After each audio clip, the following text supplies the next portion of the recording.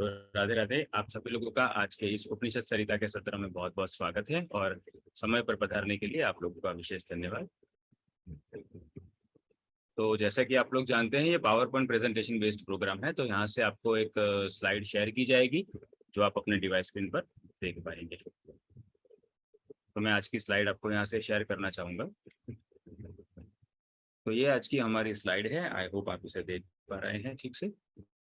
ये जो सत्र है ये जेके योग इंडिया की विशेष प्रस्तुति है। पूज्य स्वामी जी की जो जीव कल्याण की का जो मिशन है, उसकी भारत की जो विंग है उसे हम जेके योग इंडिया कहते हैं।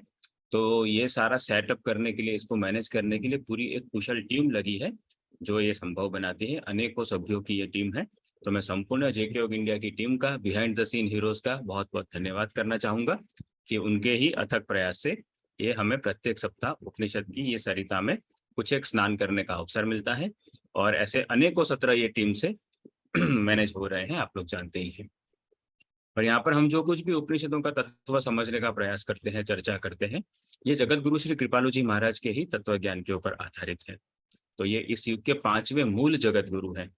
इनसे पूर्व केवल 4 ही अवतरित पर्सनालिटीज को जगत गुरु के रूप में स्वीकार किया गया था। और श्री महाराज जी को तो जगत गुरु तम के रूप में स्वीकृत किया गया है एक मत से, बड़े बड़े विद्वानों के द्वारा। राइट। तो हम सबका बहुत बड़ा सौभाग्य है कि इतनी बड़ी दिव्य पर्सनालिटी के हम समकालीन रहे, वो हमारे समकालीन रहे।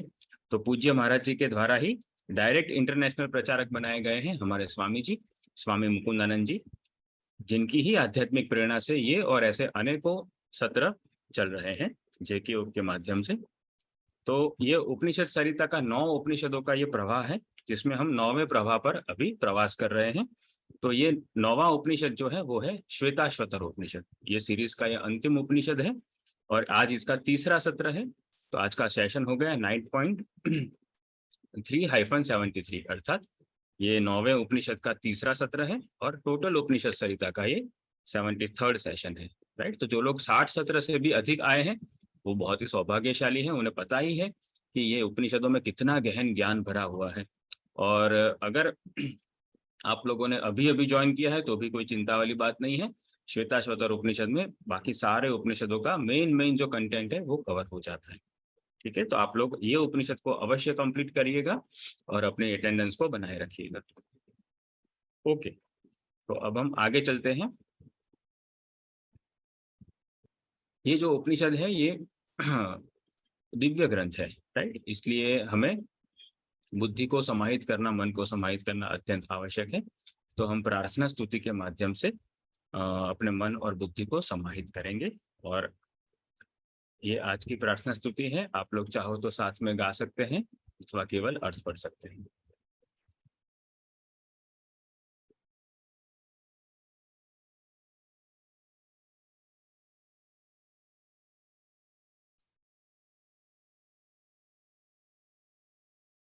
योगीन्द्र श्रुति पारग समरसाम्बोधौ निमग्न सदा शांति क्षांति नितांत दान्ति निपुणो धर्मैक निष्ठारतः शिष्याणां शुभचित्त शुद्धि जनक संसर्ग मात्रेण य शून्यां स्तारयति स्वयं च तरति स्वार्थं विना सद्गुरु।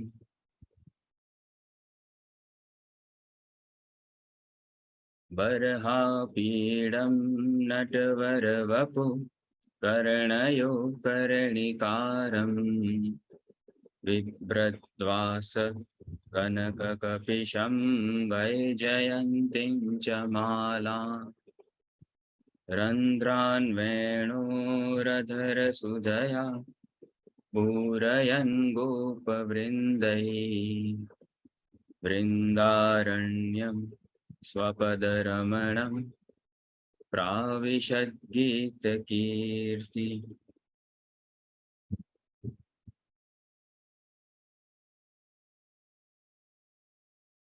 राधे राधे।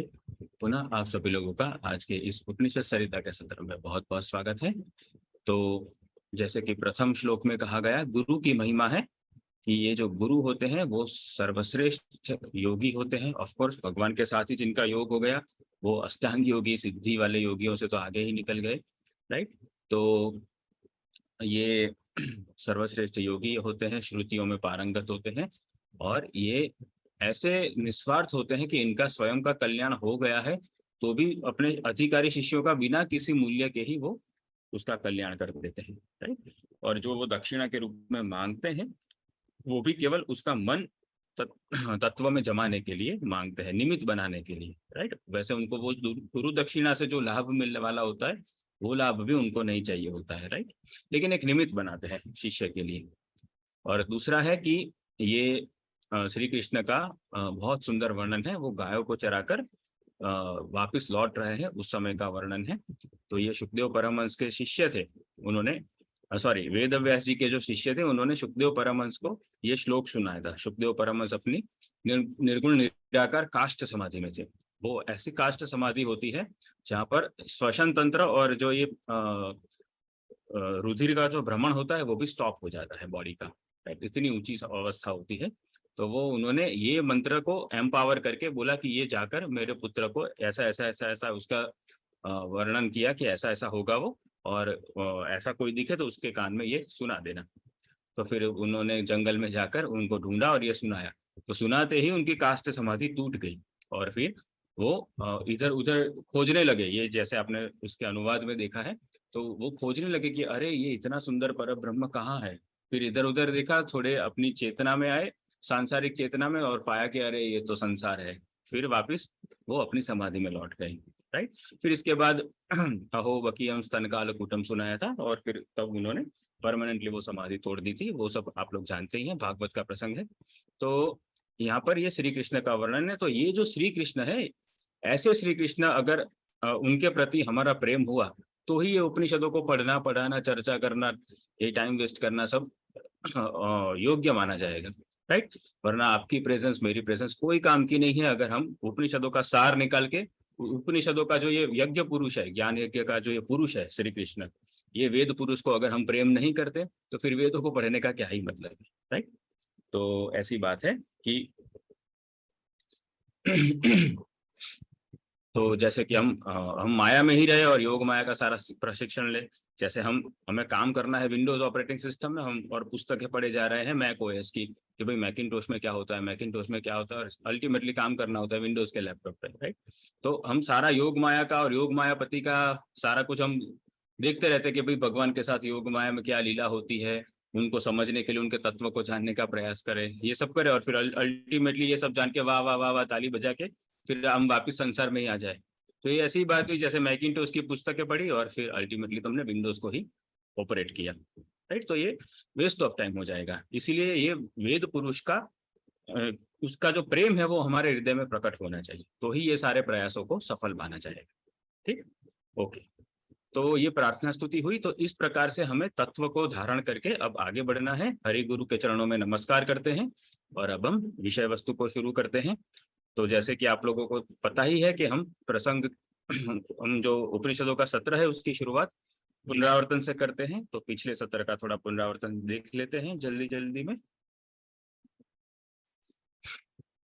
तो हमने पाया था कि परात्पर पर ब्रह्म अपने दिव्य गुणों से युक्त आत्मरूपा अचिंत्य शक्ति योग माया से ढके हुए हैं। ये जो ब्रह्मवादी योगी थे उन्होंने अपने भीतर ही ध्यान योग के माध्यम से अन्वेषण किया और पाया कि वो जो परम तत्व अगर वो सर्वव्यापक है तो मेरे अंदर भी व्याप्त होना चाहिए, और अगर वो सर्वत्र समान रूप से व्याप्त है तो मेरे अंदर भी वो उसी रूप में व्याप्त होने चाहिए।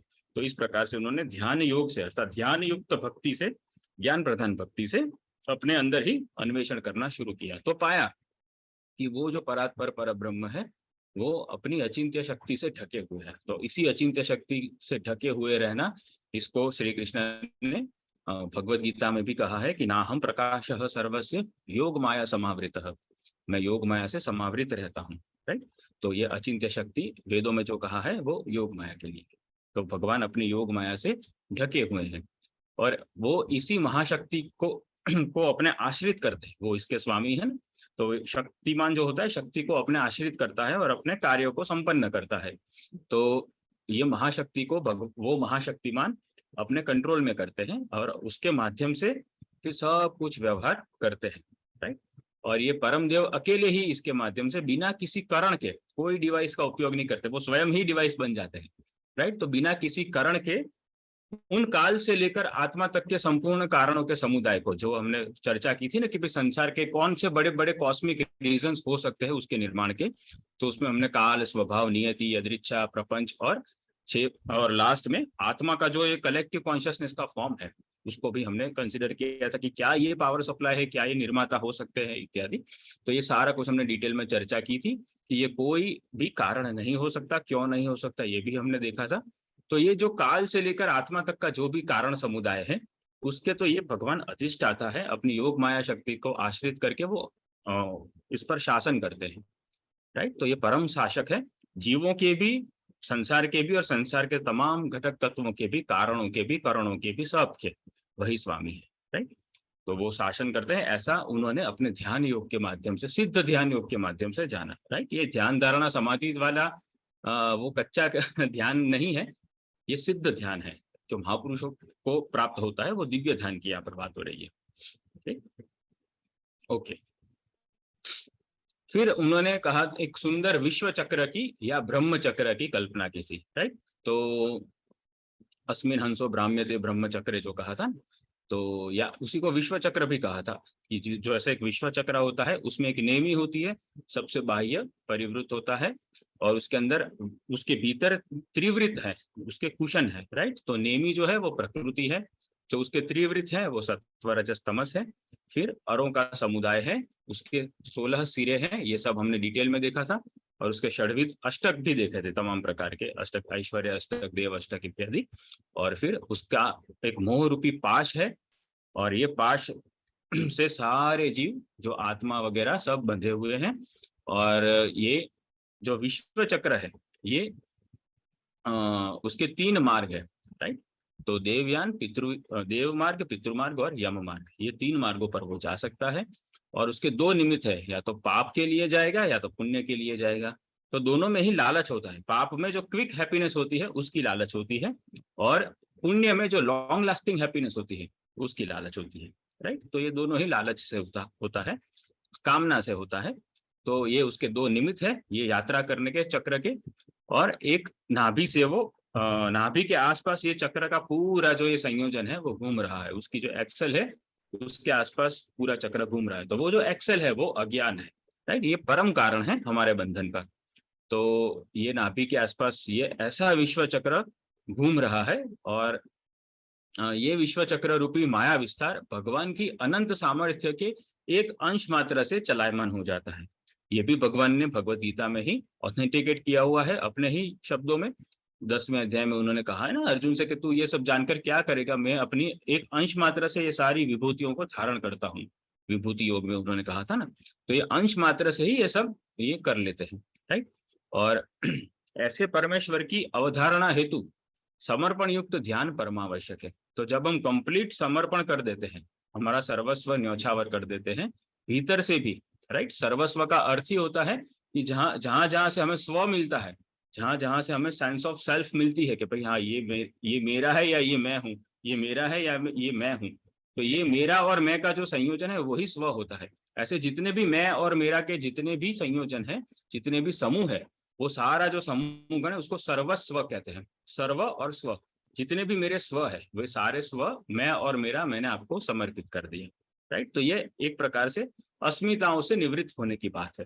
तो कहते हैं कि जब हम समर्पण युक्त ऐसा ध्यान करते हैं, एक के बाद एक अस्मिताओं को तोड़कर सारी अस्मिताओं को तोड़ देते हैं, ऐसा समर्पण हो जाता है, तो एक अफिनिटी, एक आत्मीयता उत्पन्न होती है भगवान के साथ, और जिसके माध्यम से ऐसा ये भक्ति युक्त ध्यान हमें प्राप्त होता है, जिसमें ये सारा ज्ञान ऑटोमेटिक प्रकट हो जाता है, राइट। ज्ञान की यही रीत है एक्चुअली, ये डिसेंडिंग ऑर्डर में ही आना चाहिए। ये इंटीग्रेशन कैलकुलेशन, वेक्टर कैलकुलस लगाकर और टेंसर एनालिसिस करके हम ये सारे ब्रह्मांड को या भगवान को नहीं समझ सकते, राइट। उसके लिए हमें ऐसा डिसेंडिंग ऑर्डर में जो ज्ञान आता है वही हमें तार सकता है। असेंडिंग ऑर्डर वाला जो ज्ञान है वो हमें नहीं तार सकता, ठीक।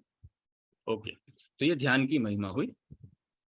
उसके बाद हमने देखा था कि ये तो विश्व चक्र की बात हुई, लेकिन ये विश्व चक्र हमें कैसे अफेक्ट कर रहा है डे टू डे बेसिस पर, डेली लाइफ में, हमारे रूटीन में। तो उसके लिए हमने संसार सरिता का वर्णन देखा था कि भाई एक ऐसी नदी है, संसार सरिता है, जो 5 स्रोतों से आने वाले जल से युक्त है, राइट।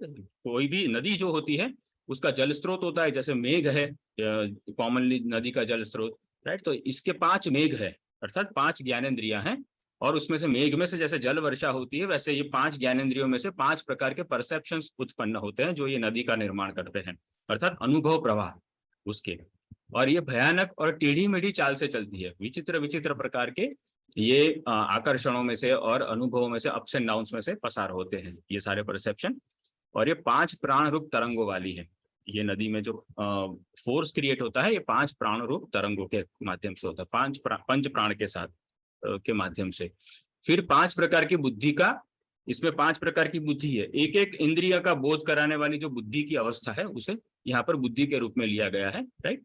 लेकिन ये मन की ही स्थूल अवस्था है वास्तव में, और इसका जो प्रारंभिक कारण है वो मन है, और वो मन है उसकी मूल सतह है। कोई भी नदी होती है वो एक नीचे की, उसकी नीचे एक सतह होती है, राइट। वो समंदर जितनी गहरी नहीं होती, थोड़ी ही गहरी होती है, और फिर कुछ 1 मीटर के बाद या 1-1.5 किलोमीटर के बाद उसकी एक सतह आ जाती है। तो इसमें भी एक मन रूपी सतह में ये सारे डेली एक्सपीरियंसेस हमें होते हैं। ऊपर ये सरिता बह रही है हमारे रूटीन की, ओके। और कहते हैं कि इसमें 5 भंवरों वाली, 5 दुख रूप वेगवान प्रवाह वाली, 5 भंवर वाली, और 5 भंवर कौन से हैं हमारे, जो पंच क्लेश है वो, और 5 दुख रूप प्रवाह वाली, ये जो 5 पर्वों वाली और 50 भेदों वाली अविरत संसार सरिता है।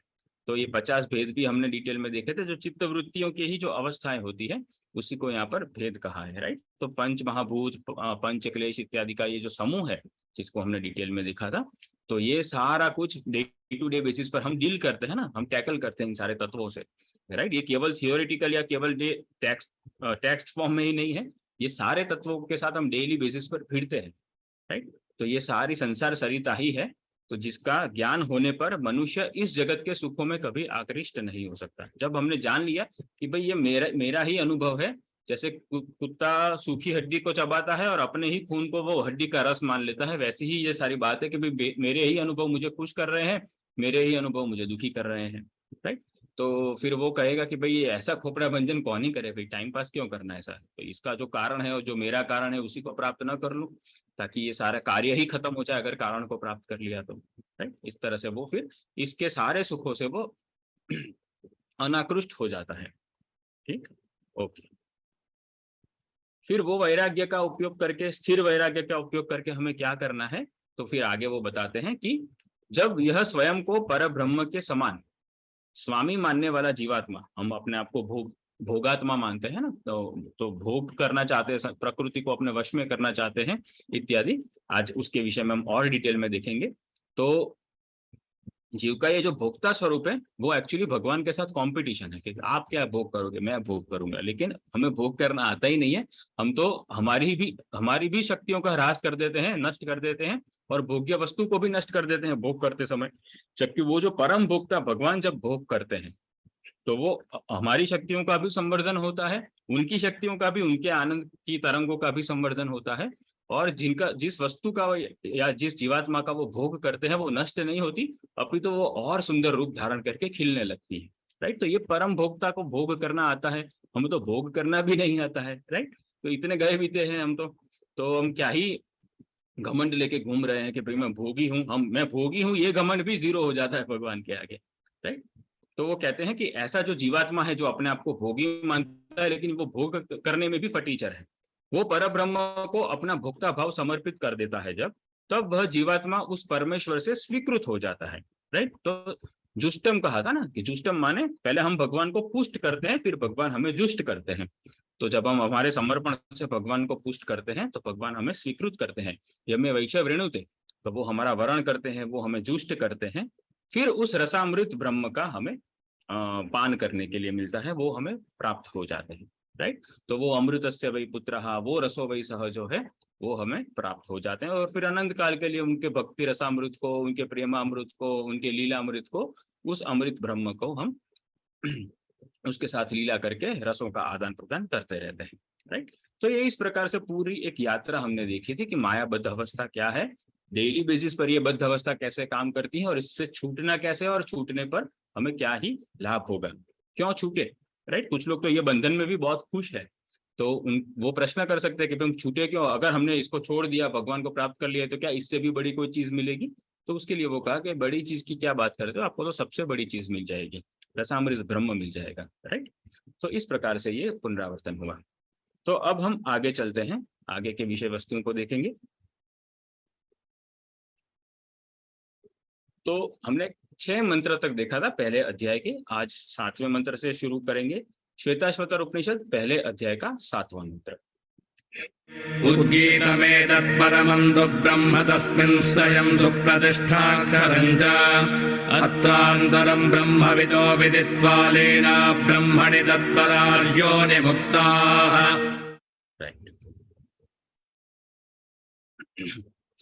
अनुवाद। वेदों में उच्च स्वरों से गाया हुआ यह पर ब्रह्म ही सर्वश्रेष्ठ आश्रय है, क्योंकि वह क्षय रहित अक्षर है, इसीलिए तो तीनों लोक उसी में स्थित है। यहाँ इस हृदय गुहा में अंतर्यामी रूप से स्थित उस ब्रह्म को ही सार तत्व के रूप में जानकर ही तो सभी तत्वज्ञ ब्रह्मविद हुए हैं। पश्चात वह उसी पर ब्रह्म में तल्लीन रहते हैं तथा व्यवहार भी उसी के परायण रहकर करते हैं। इस प्रकार से अब तक अनेकों ब्रह्मविद जन्म मृत्यु से मुक्त हो चुके हैं, राइट। तो अब यहाँ पर वो कहते हैं कि बहुत ऊंची बात करते हैं, ये ब्रह्मविदों से हमें प्रेरणा लेने की बात करते हैं। यहाँ पर आगे तो कहा कि ब्रह्मविदों ने ऐसा किया वैसा किया, ये सब, राइट। लेकिन फिर अब वो कहते हैं कि ये केवल ब्रह्मविदों की प्रशंसा या उनका महिमा गान करने के लिए नहीं है, हमें भी वैसा ब्रह्मविद होना है, राइट। ब्रह्मविद ब्रह्मैव भवति, वेदों ने भी कहा है, जानत तुम ही वै जाहि तस्मिन् तज्जनि भेदा भावात्, राइट। तो ये हमें भी भगवत स्वरूप होना है। अभी तो हम माया स्वरूप है ना, माया में रमण कर रहे हैं, हमें भगवान में रमण करना है। या कहो कि इतने अवेलेबल हो जाना है कि भगवान हमारे अंदर रमण करे इत्यादि, वो निष्कामता है। तो ये कहते हैं कि उसका अब बेस बना रहे हैं कि अगर हमें भी ऐसा ब्रह्मविद बनना हो तो क्या करना चाहिए।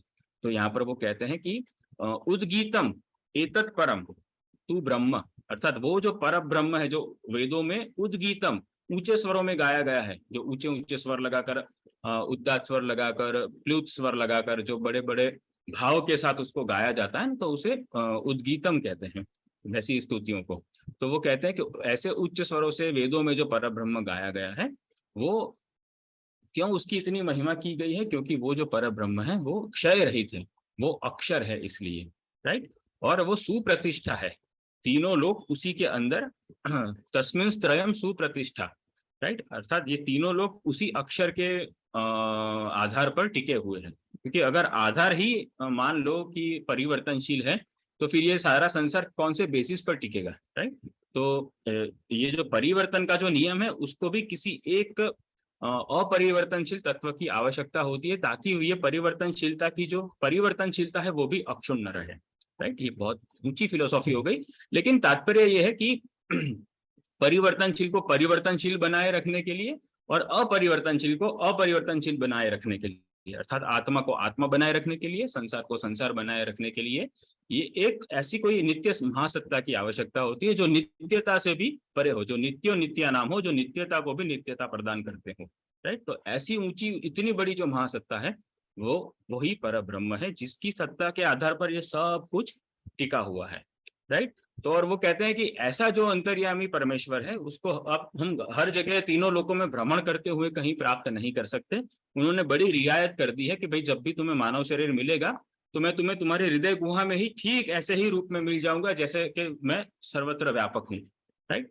तो वो ये हम मनुष्यों के लिए रियायत है कि हम उनको हमारी, वैसे तो सभी जीवों की हृदय गुहा में होते हैं, लेकिन मनुष्य योनि एक ऐसा प्राप्ति स्थान है जिसमें हम भगवान को हमारे ही हृदय में प्राप्त कर सकते हैं, और फिर वो अंतर्यामी परमेश्वर को प्राप्त करके हम भी उनको जानकर हम ब्रह्मविद हो जाते हैं, राइट। अभी तो हम ठीक रूप से संसारविद भी नहीं है, मायाविद भी नहीं है, लेकिन फिर हम ब्रह्मविद हो जाएंगे। देखो कितनी ऊंची उपाधि मिल जाएगी हमें, है ना, हम ब्रह्मविद हो जाएंगे। तो वो कहते हैं कि इस तरह से पूर्व काल में अनेकों महापुरुष जो मायाबद्ध थे, एक समय हमारे जैसे ही थे, लेकिन उन्होंने सारी फिलोसॉफीज को, अपने गुरु के सारे वचनों का पालन किया, सारी साधनाओं को बड़ी निष्ठा से फॉलो किया, और एक के बाद एक के बाद एक क्रमानुसार वो आगे बढ़ते चले गए। और जैसे जैसे वो आगे बढ़ते चले गए वैसे वैसे उनको उसके परिणाम भी दिखने लगे कि हाँ भाई, संसार में, मेरी चेतना में, मेरे अपीयरेंसेस में, सब में कुछ क्वालिटीज आ रही है। अब धीरे धीरे कुछ मेरे अनुभव में उन्नति आ रही है। पहले ऐसा अनुभव नहीं होता था, अभी संसार कुछ अलग रूप से परसीव हो रहा है। अब संसार में अब मुझे ज्यादा नश्वर दिख रहा है। पहले मानो जैसे कोई एनिमेटिंग एटॉमिक स्ट्रक्चर मेरे आसपास घूम रहा है। ऐसा धीरे धीरे उसको ऐसी अलग अलग प्रकार की अनुभूतियां होने लगती है। और सिद्धावस्था में तो उसे सर्वव्यापक ब्रह्म सब जगह दिखने ही लगते हैं, जैसे प्रहलाद को दिखे थे। राइट। तो ये ब्रह्मविद अवस्था तक हमें जाना है। केवल कोरी ज्ञानबाजी नहीं करनी है। कोरा शाब्दिक ज्ञान तो बहुत ही पतन कारक होता है। अगर आगे उसको ब्रह्म ज्ञान में परिवर्तित करने के लिए कोई अनुष्ठान नहीं किया गया, यानी कि कोई साधना नहीं की गई, तो राइट, वो शाब्दिक ज्ञान बड़ा पतनकारी हो जाता है। इसलिए यहाँ पर कहते हैं कि केवल शब्दों में नहीं, शब्दज्ञ नहीं होना है, तत्वज्ञ ब्रह्मविद होना है। राइट। तो सभी तत्वज्ञ ब्रह्मविद हुए हैं, केवल शाब्दिक नहीं, कोरी बातें करके नहीं, लेकिन अनुभव से वो ब्रह्मविद हुए हैं। तो यहाँ पर कहते हैं कि जब ऐसा अनुभव हो जाता है तो हम पर ब्रह्म में तल्लीन हो जाते हैं, तल्लीन हो जाता है। अभी हम संसार के विषयों में तल्लीन है, फिर वो ये जो तत्समास है, हमारा आत्मा का जो तत्समास हुआ है, अर्थात आत्मा का जो ये जिसके साथ संबंध हुआ है माया के साथ, वो तत्समास फिर वो भगवान के साथ हो जाएगा। राइट। तो वो फिर संबंध कारक तत्पुरुष भगवान हो जाएंगे। अभी संबंध कारक तत्पुरुष उसका सांसारिक भोग है। ओके। तो वो तल्लीन हो जाएंगे, फिर वो जो संबंध कारक तत्पुरुष है उसमें वो तल्लीन हो जाएंगे, अर्थात वो भगवान में लीन हो जाएंगे। यानी कि वो सारी अपने व्यवहार, अपनी चेष्टाएं, डे टू डे बेसिस की, इवन संसार की, माया की भी, जब तक शरीर है तब तक जो भी वो क्रियाएं करेंगे, वो सारी क्रियाएं वो भगवान के ही परायण रहकर करेंगे। ठीक है। और वो कहते हैं कि इस प्रकार से अब तक अनेकों ब्रह्मविद योनि मुक्तः हुए हैं, तत्परा योनि मुक्तः। राइट। तो लीना ब्रह्मणि तत्परा, अर्थात उसमें तत्परायण होकर, उसमें लीन होकर, तल्लीन होकर, ब्रह्म के अंदर ही तल्लीन होकर अनेकों ब्रह्मविद जो है वो ब्रह्मविदो विदित्वा, ब्रह्मविद इस प्रकार ब्रह्म को जानकर योनि मुक्तः, जन्म मृत्यु की ये जो योनि है, जो प्रकृति है, उससे ये मुक्त हो चुके हैं। और तुम्हें भी ए मनुष्य, जो तुम अभी ये वेद मंत्र को पढ़ रहे हो, सुन रहे हो, क्योंकि तुम मानव शरीर में हो, तुम्हें भी ऐसा ही करना है। ये ऋचा हमें ऐसा आदेश देती है और हमें इंस्पायर करती है कि देखो, भूतकाल में भी तुम्हारी तरह के, तुमसे भी बड़े बड़े फटीचर पापात्मा भी महात्मा हुए हैं। तो तुम्हें क्यों इतनी परेशानी है, तुम क्यों नहीं छोड़ सकते संसार को? तो तुम समझो और ये विश्व चक्र को समझो, ये संसार सरिता के दुखों को समझो, उसको रियलाइज करो और इसमें से पार उतर के बाहर निकलो। राइट। तो गुरु शरणागति के माध्यम से अगर हम गुरु की बताई हुई साधना को स्टेप बाय स्टेप फॉलो करते हैं, तो हो सकता है हम इसी जन्म में महापुरुष हो जाए। राइट। या फिर बहुत ऊंची प्रगति हासिल करें और फिर हम किसी भक्त के घर जन्म लेकर या कोई भी प्रकार के वातावरण में जन्म लेकर हमारे साधना के संस्कार जब उदय होंगे तो बाकी की साधना भी पूरी हो जाएगी। राइट। तो इस प्रकार भगवान कहते हैं कि अगर तुम्हें ब्रह्मविद होना है, सॉरी, ये ऋचा कहती है कि अगर तुम्हें भगवान को प्राप्त करके ब्रह्मविद होना है, जन्म मृत्यु के चक्र से हमेशा के लिए पार उतरना है, तो तुम्हें इस प्रकार से भगवान में तल्लीन होना होगा। देखो, इसमें बार बार तत्परायणता, तल्लीनता, ध्यान से मर्ज हो जाना, भगवान में लीन हो जाना, उन सारे सेंटिमेंट्स को उनमें आरोपित कर देना, ये सारी बातें जो बार बार आती हैं, ये बताती है कि ये सगुण साकार ब्रह्म की सेवा के लिए, इसकी भक्ति के लिए कितनी परायण ऋचाएं हैं ये सारी। राइट। तो ये हमें साथ साथ में ये भी समझते हुए आगे बढ़ना है कि ये श्वेताश्वतर उपनिषद में भक्ति की भूरी भूरी प्रशंसा है और जीवों के भोगों का बहुत ही कड़े शब्दों में निषेध किया गया है, बार बार बार बार। राइट। तो जैसे वो कहा जाता है ना कि जब हमारी भगवत प्राप्ति होती है तो हम माया से मुक्त नहीं होते, माया हमारे भोगों के आक्रमणों से मुक्त हो जाती है। राइट। तो हम इतने भोगी हैं, इतने राक्षसी है कि हम माया को परेशान करते हैं। माया कहती है चलो भाई, अच्छा हुआ छुट्टी मिली, थैंक गॉड तुमने भक्ति की। राइट। तो ये हम माया को थैंक गॉड नहीं कहते कि तुमसे छुट्टी मिली। माया इनहेरेंटली हमें कहती है कि भाई तुम्हारे लिए अनंत जन्मों से सेटअप क्रिएट कर करके मैं थक गई थी, अच्छा हुआ तुमने भक्ति करके तुम्हारा अधूरा प्रोजेक्ट पूरा किया, अब मुझे तुमसे छुट्टी मिली। राइट। इतनी बुरी तरह से हम माया को भोगते हैं। राइट। इसलिए यहाँ पर हमारी पिटाई हो रही है ऋचाओं के द्वारा, क्योंकि ये भगवान की शक्ति है, सुप्रीम अथॉरिटी है, बड़ी बड़ी अथॉरिटीज है, इनको कोई नकार नहीं सकता, महापुरुष भी नहीं नकार सकते, राइट। तो ये अथॉरिटीज हमें इनडायरेक्टली डांट रही है, ऐसा भी कह सकते हैं कि भाई तुम अपने भोगों को छोड़ो, कहाँ तक ये पड़े रहोगे संसार में, ये कहाँ तक अनेकों योनियों को धारण करते रहोगे, तुम योनि मुक्तः हो जाओ, सारी योनियों से परे जीवन मुक्त और ब्रह्मलीन हो जाओ और भगवान के धाम में चले जाओ, राइट। इस प्रकार से वो हमें समझा रही है और इंस्पायर भी कर रही है कि ये हम ऐसे ही पूरी हवा में बातें नहीं कर रहे हैं, तुम्हारे शरीक ही अनेक जीव आगे भी ब्रह्मविद हो चुके हैं और भगवान में परायण रह चुके हैं, तुम भी ये कर सकते हो, राइट। इस प्रकार से ये एक आशा बांधने वाला ये मंत्र हुआ, ठीक, ओके। तो इस प्रकार से हमें भले ही ये महापुरुष भूतकाल में हो चुके हो, लेकिन उनसे इंस्पिरेशन लेकर हमें वर्तमान में ही आगे बढ़ना है, क्योंकि वो जिन सिद्धांतों से भगवत प्राप्ति किए थे वो सिद्धांत तो कलयुग के अंतिम दिन तक वैसे के वैसे ही रहेंगे। भगवत प्राप्ति के सिद्धांत कभी भी नहीं बदलते, राइट। तो ऐसा हम बहाना नहीं निकाल सकते, अरे कलयुग चल रहा है, ये चल रहा है, वो चल रहा है ना, ऐसा नहीं है। कलयुग में ही देखो कितने बड़े बड़े संत हुए, अभी अभी सारे कितने संत हुए, तुलसीदास जी हुए, मीराबाई इत्यादि हुए, राइट। तो ये सब हम सरीखे ही एक समय ये मायाबद्ध जीवात्मा थे जो कि महापुरुषों के दादा हो गए, है ना। तो हमें निराश नहीं होना है, हमें आगे बढ़ते रहना है, आज नहीं तो कल हमारा नंबर भी लगेगा। अगर हम लाइन में खड़े रहे तो, जैसे मान लो कोई ट्रैफिक सिग्नल है, बहुत लंबी लाइन है और रेड सिग्नल आगे आ गया है, तो अगर हम ट्रैफिक की लाइन में खड़े रहते हैं और अपना व्हीकल घुमाकर वापस घर नहीं चले जाते, तो एक न एक दिन हमारे लिए भी ग्रीन सिग्नल आएगा, राइट। भले 2 बार और रेड सिग्नल आए, तीसरी बार वाली ग्रीन लाइट में हमारा नंबर आए, चलो 2 जन्म के बाद तीसरे जन्म में हमारा नंबर लगा, लेकिन हमें लाइन में खड़ा रहना है, हमें भक्ति मार्ग में डटे रहना है। अगर मार्ग से ही हम निकल जाएंगे तो कुछ नहीं होगा, है ना। इसलिए मार्ग पर डटे रहने के लिए और डटे रहकर आगे बढ़ने के लिए ये जो प्रोत्साहन, जो आश्वासन चाहिए, वो आश्वासन ये मंत्र हमें दे रहा है, राइट। ये हमारे लिए एक सेल्फ हेल्प बुक हो गई पूरी भक्ति के लिए, ये एक ही मंत्र, ठीक। तो ठीक है, इन मंत्र को प्रणाम करते हुए आगे बढ़ते हैं, 8वें मंत्र की ओर जाएंगे। श्वेताश्वतर उपनिषद पहले अध्याय का 8वां मंत्र, ये आप लोगों ने सुना होगा श्री महाराज जी के और स्वामी जी के श्रीमुख से। संयुक्तमेतक्षरमक्षरं च व्यक्ताव्यक्तं भरते विश्वमीशः अनीशश्चात्मा बध्यते भोक्तृभावाज्ञात्वा देवं मुच्यते सर्वपाशैः। बहुत इंपॉर्टेंट मंत्र है। अनुवाद। क्षयात्मक नाशवान संसार क्षर एवं अक्षयात्मक अविनाशी जीवात्मा अक्षर, इन दोनों तत्वों के संयोग से बने हुए व्यक्त और अव्यक्त रूप इस विश्व को इन दोनों के शासक ईश्वर ने ही धारण किया हुआ है, तथा इन दोनों में सत्ताशीलता का भरण भी उन्हीं की सत्ता से हो रहा है। इसमें यह जीवात्मा तो संसार के प्रति भोक्तृत्व भाव बनाता रहने के कारण प्रकृति के परिणामों से असंग नहीं हो पाता और उसके अधीन होकर वह असमर्थ अनीश ही बना रहता है तथा इसकी गुत्थी में बंध जाता है। किंतु यदि यह जीवात्मा उस सर्वांतर्यामी परमेश्वर को अनुभव से जान लेता है तो उसका भोक्ता भाव निर्मूल हो जाता है, परिणामतः वह समस्त प्रकार के पाशों से मुक्त हो जाता है, राइट।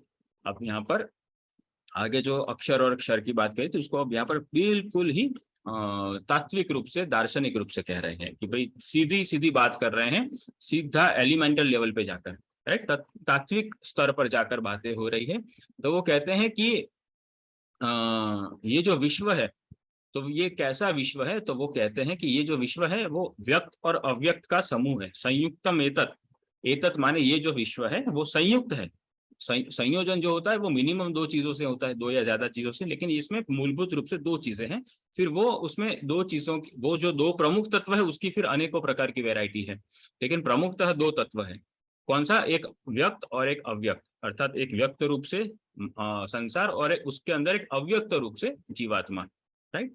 तो ये व्यक्ताव्यक्तम ये संसार है, व्यक्त और अव्यक्त का ये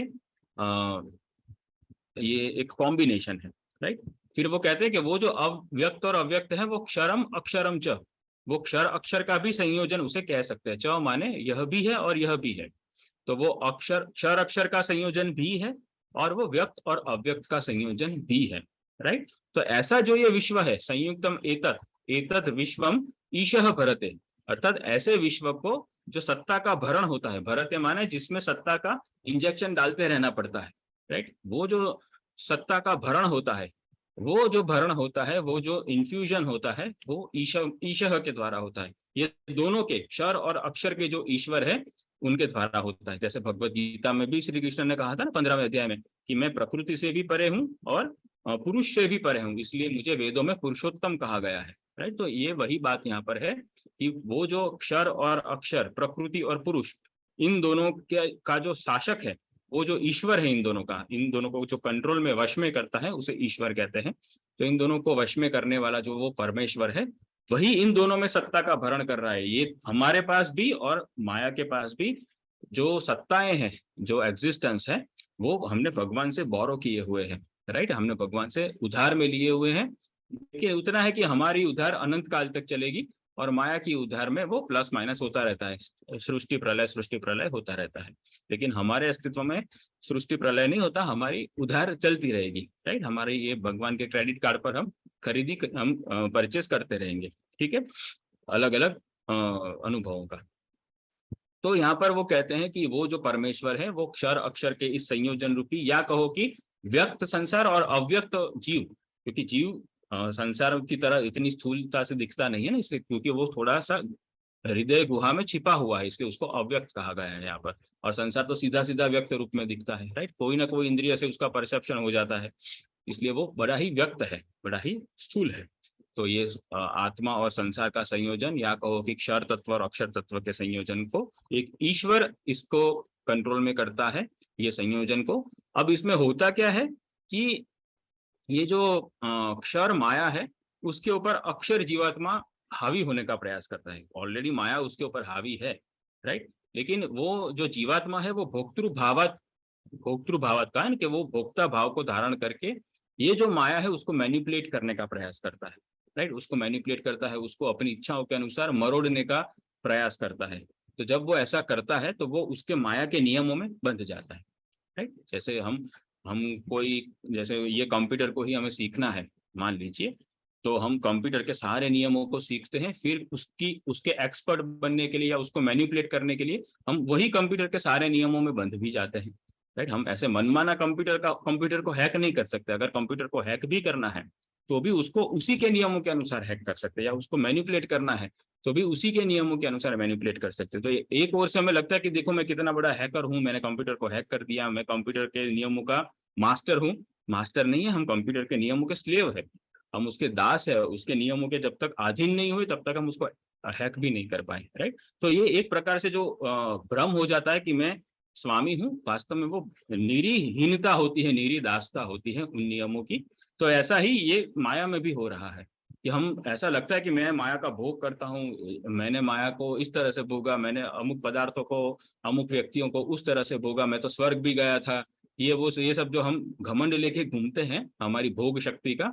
लेकिन यहाँ पर एक बात ध्यान देने की है कि ये सारी भोग शक्ति से अल्टीमेटली तो हम हमारी आत्म शक्ति का ही हनन करते हैं, राइट। हम आत्मा शक्ति के एक्सचेंज में भोग शक्ति मांग रहे हैं, ये कितनी बड़ी मूर्खता है ना, और लापरवाही भी है, अज्ञान है। तो वो कहते हैं कि इसमें होता क्या है कि ये जो भोक्तृ भाव से जब वो प्रकृति पर स्वामित्व धारण करने का प्रयास करता है तो वो उसके नियमों में, प्रकृति के परिणामों से असंग नहीं हो सकता, उसके कॉन्सिक्वेंसेस को भी झेलना पड़ता है। जब वो कॉन्सिक्वेंसेस को झेलता है तब वो अनिश हो जाता है। अनिश मतलब उसके ऊपर कोई शासन नहीं होता कि भाई मैंने माया को भोग लिया, अब मैं इससे छटक जाऊंगा, ऐसा नहीं होता है, राइट। हम भाग नहीं सकते हैं, एस्केप नहीं मार सकते। अगर एक बार इसमें मुंह मारा है तो जब उसका जूता चप्पल भी मिलकर ही रहेगा, आज नहीं तो कल मिलेगा, लेकिन मिलेगा, राइट। तो वो कहते हैं कि वो अनिश्चित आत्मा, वो जो आत्मा है, वो जो जीवात्मा है, वो माया को भोगने के बाद उसी के नियमों में लिप्त हो जाता है और वो अनिश हो जाता है, पराधीन हो जाता है, असमर्थ हो जाता है, राइट। उसका ईशित्व चला जाता है। अब जो अपने ऊपर भी स्वामित्व था वो भी चला गया, तो वो माया पर तो क्या ही स्वामित्व करेगा, राइट। तो वो अनिश हो जाता है, ईशित्व से रहित हो जाता है, और फिर वो बध्यते, वो माया के नियमों में बंध जाता है। तब तक बंधा रहता है जब तक कि उसने जहां जहां मुंह मारा था वो सारा कुछ वो भोग नहीं लेता, राइट। और फिर कहते हैं कि जब वो परम देव को, वो जो परमेश्वर है उसको जान लेता है, ज्ञात्वा देवम, जब उसको वो जान लेता है और ये भोक्ता भाव का जो नाटक है वो बंद कर देता है, तो क्या होता है, तभी वो मुच्यते सर्व पाशे ही, उसके बाद ही वो सारे पाश से, सारे बंधनों से वो मुक्त हो जाता है। भगवान माया को इशारा करता है इसे छोड़ दो, तो फिर माया सारे बंधनों को अनकॉइल करके एक के बाद एक के बाद एक छोड़ देती है और कारण शरीर तक से भी मुक्ति मिल जाती है। राइट, तो ये बहुत ऊंची अवस्था में गुरु के दिए हुए शक्ति से होता है, शक्तिपात से होता है लास्ट में भगवत प्राप्ति की अवस्था में। राइट, तो वो कहते हैं कि ज्ञात्वा देवम मुच्यते सर्वपाशे, तो गुरु भी तो क्या करते हैं, ये देव के विषय में, ये भगवान के विषय में भी ही हमें तत्व ज्ञान देते हैं ना, कि देखो तुम्हारी उनके साथ ऐसी इतना घनिष्ठ संबंध है, तुम्हारा ऐसा उनके साथ प्रेम युक्त संबंध है, क्यों उसको नहीं अपना रहे हो, क्यों यहाँ पर मुंह मार रहे हो, तो जड़ पदार्थ है, कल को ये नष्ट हो जाएंगे, तुम्हारी कोई परवाह नहीं करेंगे, तुम्हें ड्रगिस्ट बनाकर छोड़ देंगे, तुम्हें ड्रंकार्ड बनाकर छोड़ देंगे और वो भी चले जाएंगे, और तुम्हारी दुर्दशा होगी, तुम नरक में जाओगे, तो ये जड़ पदार्थ तुम्हारे लिए रोने वाले नहीं है, तुम ही रोगे अकेले। राइट, तो ये व्यक्तियों जिनके लिए तुम मुंह मार रहे हो इतना, तुम जिनको इतना चाट रहे हो, ये व्यक्ति भी सारे मर जाएंगे, फिर वो कहाँ जाएगा, वो कहाँ जाएगा, तो और वो जब इनके पीछे तुमने जो पाप किया है वो तुम भोगोगे, तो ये सारे लोग तुम्हारे पीछे रोने नहीं आने वाले।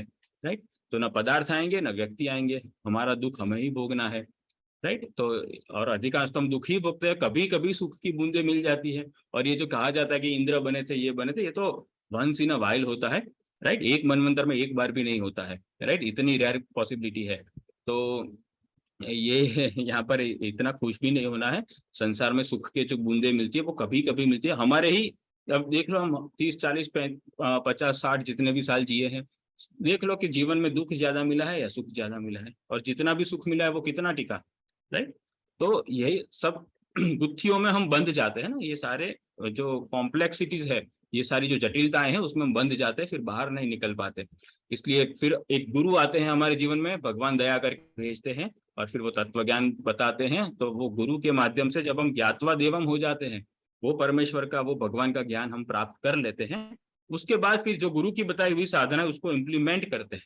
राइट, अनुभव से जब जानते हैं तो, और उसको इम्प्लीमेंट करके जब भगवान को अनुभव से जानते हैं, तब ये सारी पाश जो है, सारे बंधन जो है, इस जितना जो नेटवर्क बना हुआ है, ये जो ग्रंथियां हैं, ये सारी ग्रंथियां खुल जाती हैं और हम निर्ग्रंथ हो जाते हैं, और मुच्यते सर्व पाश ही, सारे पाश से मुक्त हो जाते हैं। जो जो पाश से बंधा हुआ होता है माया के पाशों से, उसे ही पशु कहते हैं। जैसे खेत में जिन जिन पशुओं को रस्सी बांधकर हम कंट्रोल कर सकते हैं, जैसे ये बैल है, ये घोड़ा है इत्यादि, इन सबको हम रस्सी बांधकर कंट्रोल कर सकते हैं, रस्सी को पाश कहते हैं। राइट, तो इसलिए उनको पशु की कैटेगरी में डाला गया है। ठीक है, तो उसी तरह से ये माया ने भी हमें, हमारे ऊपर प्रमुखतः 3 बड़े पाश लगाए हुए हैं, सत्वगुण के, रजोगुण के और तमोगुण के, और इसी की इन्हीं रस्सियों के माध्यम से वो हमें कंट्रोल कर रही है। राइट, तो हम भी एक प्रकार से पशु ही हुए, और ये सारे पशुओं के जो स्वामी है, पति है, उन्हीं को पशुपति कहते हैं। राइट, तो फिर चाहे हम उनकी नारायण के रूप में आराधना करें, चाहे हम उनकी सदाशिव के रूप में आराधना करें, पशुपति दोनों के लिए लागू होता है। राइट, भगवान मात्र, भगवत तत्व मात्र के लिए पशुपति शब्द लागू होता है। तो तात्पर्य यह है कि पशुपति का अर्थ ये नहीं है कि वो पशुओं के पति है। पशु माने कोई भी ऐसा पराधीन जीव जो किसी न किसी पाश में बंधा हुआ है, उसे पशु कहते हैं।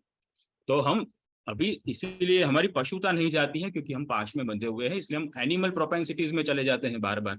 उससे बाहर आने के लिए, एटलीस्ट ह्यूमैनिटी को ही मेंटेन करने के लिए हमें कितनी एनर्जी चाहिए, है ना, हमें कितनी स्टेबिलिटी और कितना फोकस ऑफ माइंड चाहिए केवल ह्यूमन बने रहने के लिए। तो सोचो जरा, जो ये सुपर ह्यूमन एक्टिविटीज है भगवत प्राप्ति वाली, उसको करने के लिए तो कितनी पैरामाउंट इंपॉर्टेंस हमें देनी पड़ेगी ना हमारी भगवत प्राप्ति को, वरना ये नहीं होगी।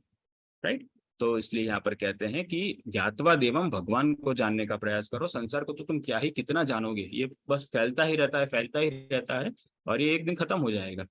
इसलिए हमें जो करना है वो भगवान को जानना है, न कि संसार में मुंह मारना है। अगर हम संसार में गए तो अनिश हो जाएंगे, हम अपने ऊपर से भी हमारा ईशित्व गंवा देंगे, तो फिर संसार पर तो ईशित्व करने की बात ही नहीं आती है। राइट, और ये भोक्ता भाव हमारा बंटा ठार कर देगा। इसलिए कहते हैं कि ये जो इस संयोजन में हम फंसे हैं, उसमें से बाहर निकलने का एक ही रास्ता है, भगवान का तत्व ज्ञान, और वो तत्व ज्ञान को इंप्लीमेंट करके ये भोक्ता भाव को समर्पित कर देना। हमारा जो स्वामित्व है, वो स्वामित्व को हमें निष्कासित करना है हमारे बीइंग में से, राइट? तभी हम पाशों में से मुक्त हो सकते हैं, भगवत प्राप्ति तभी संभव है।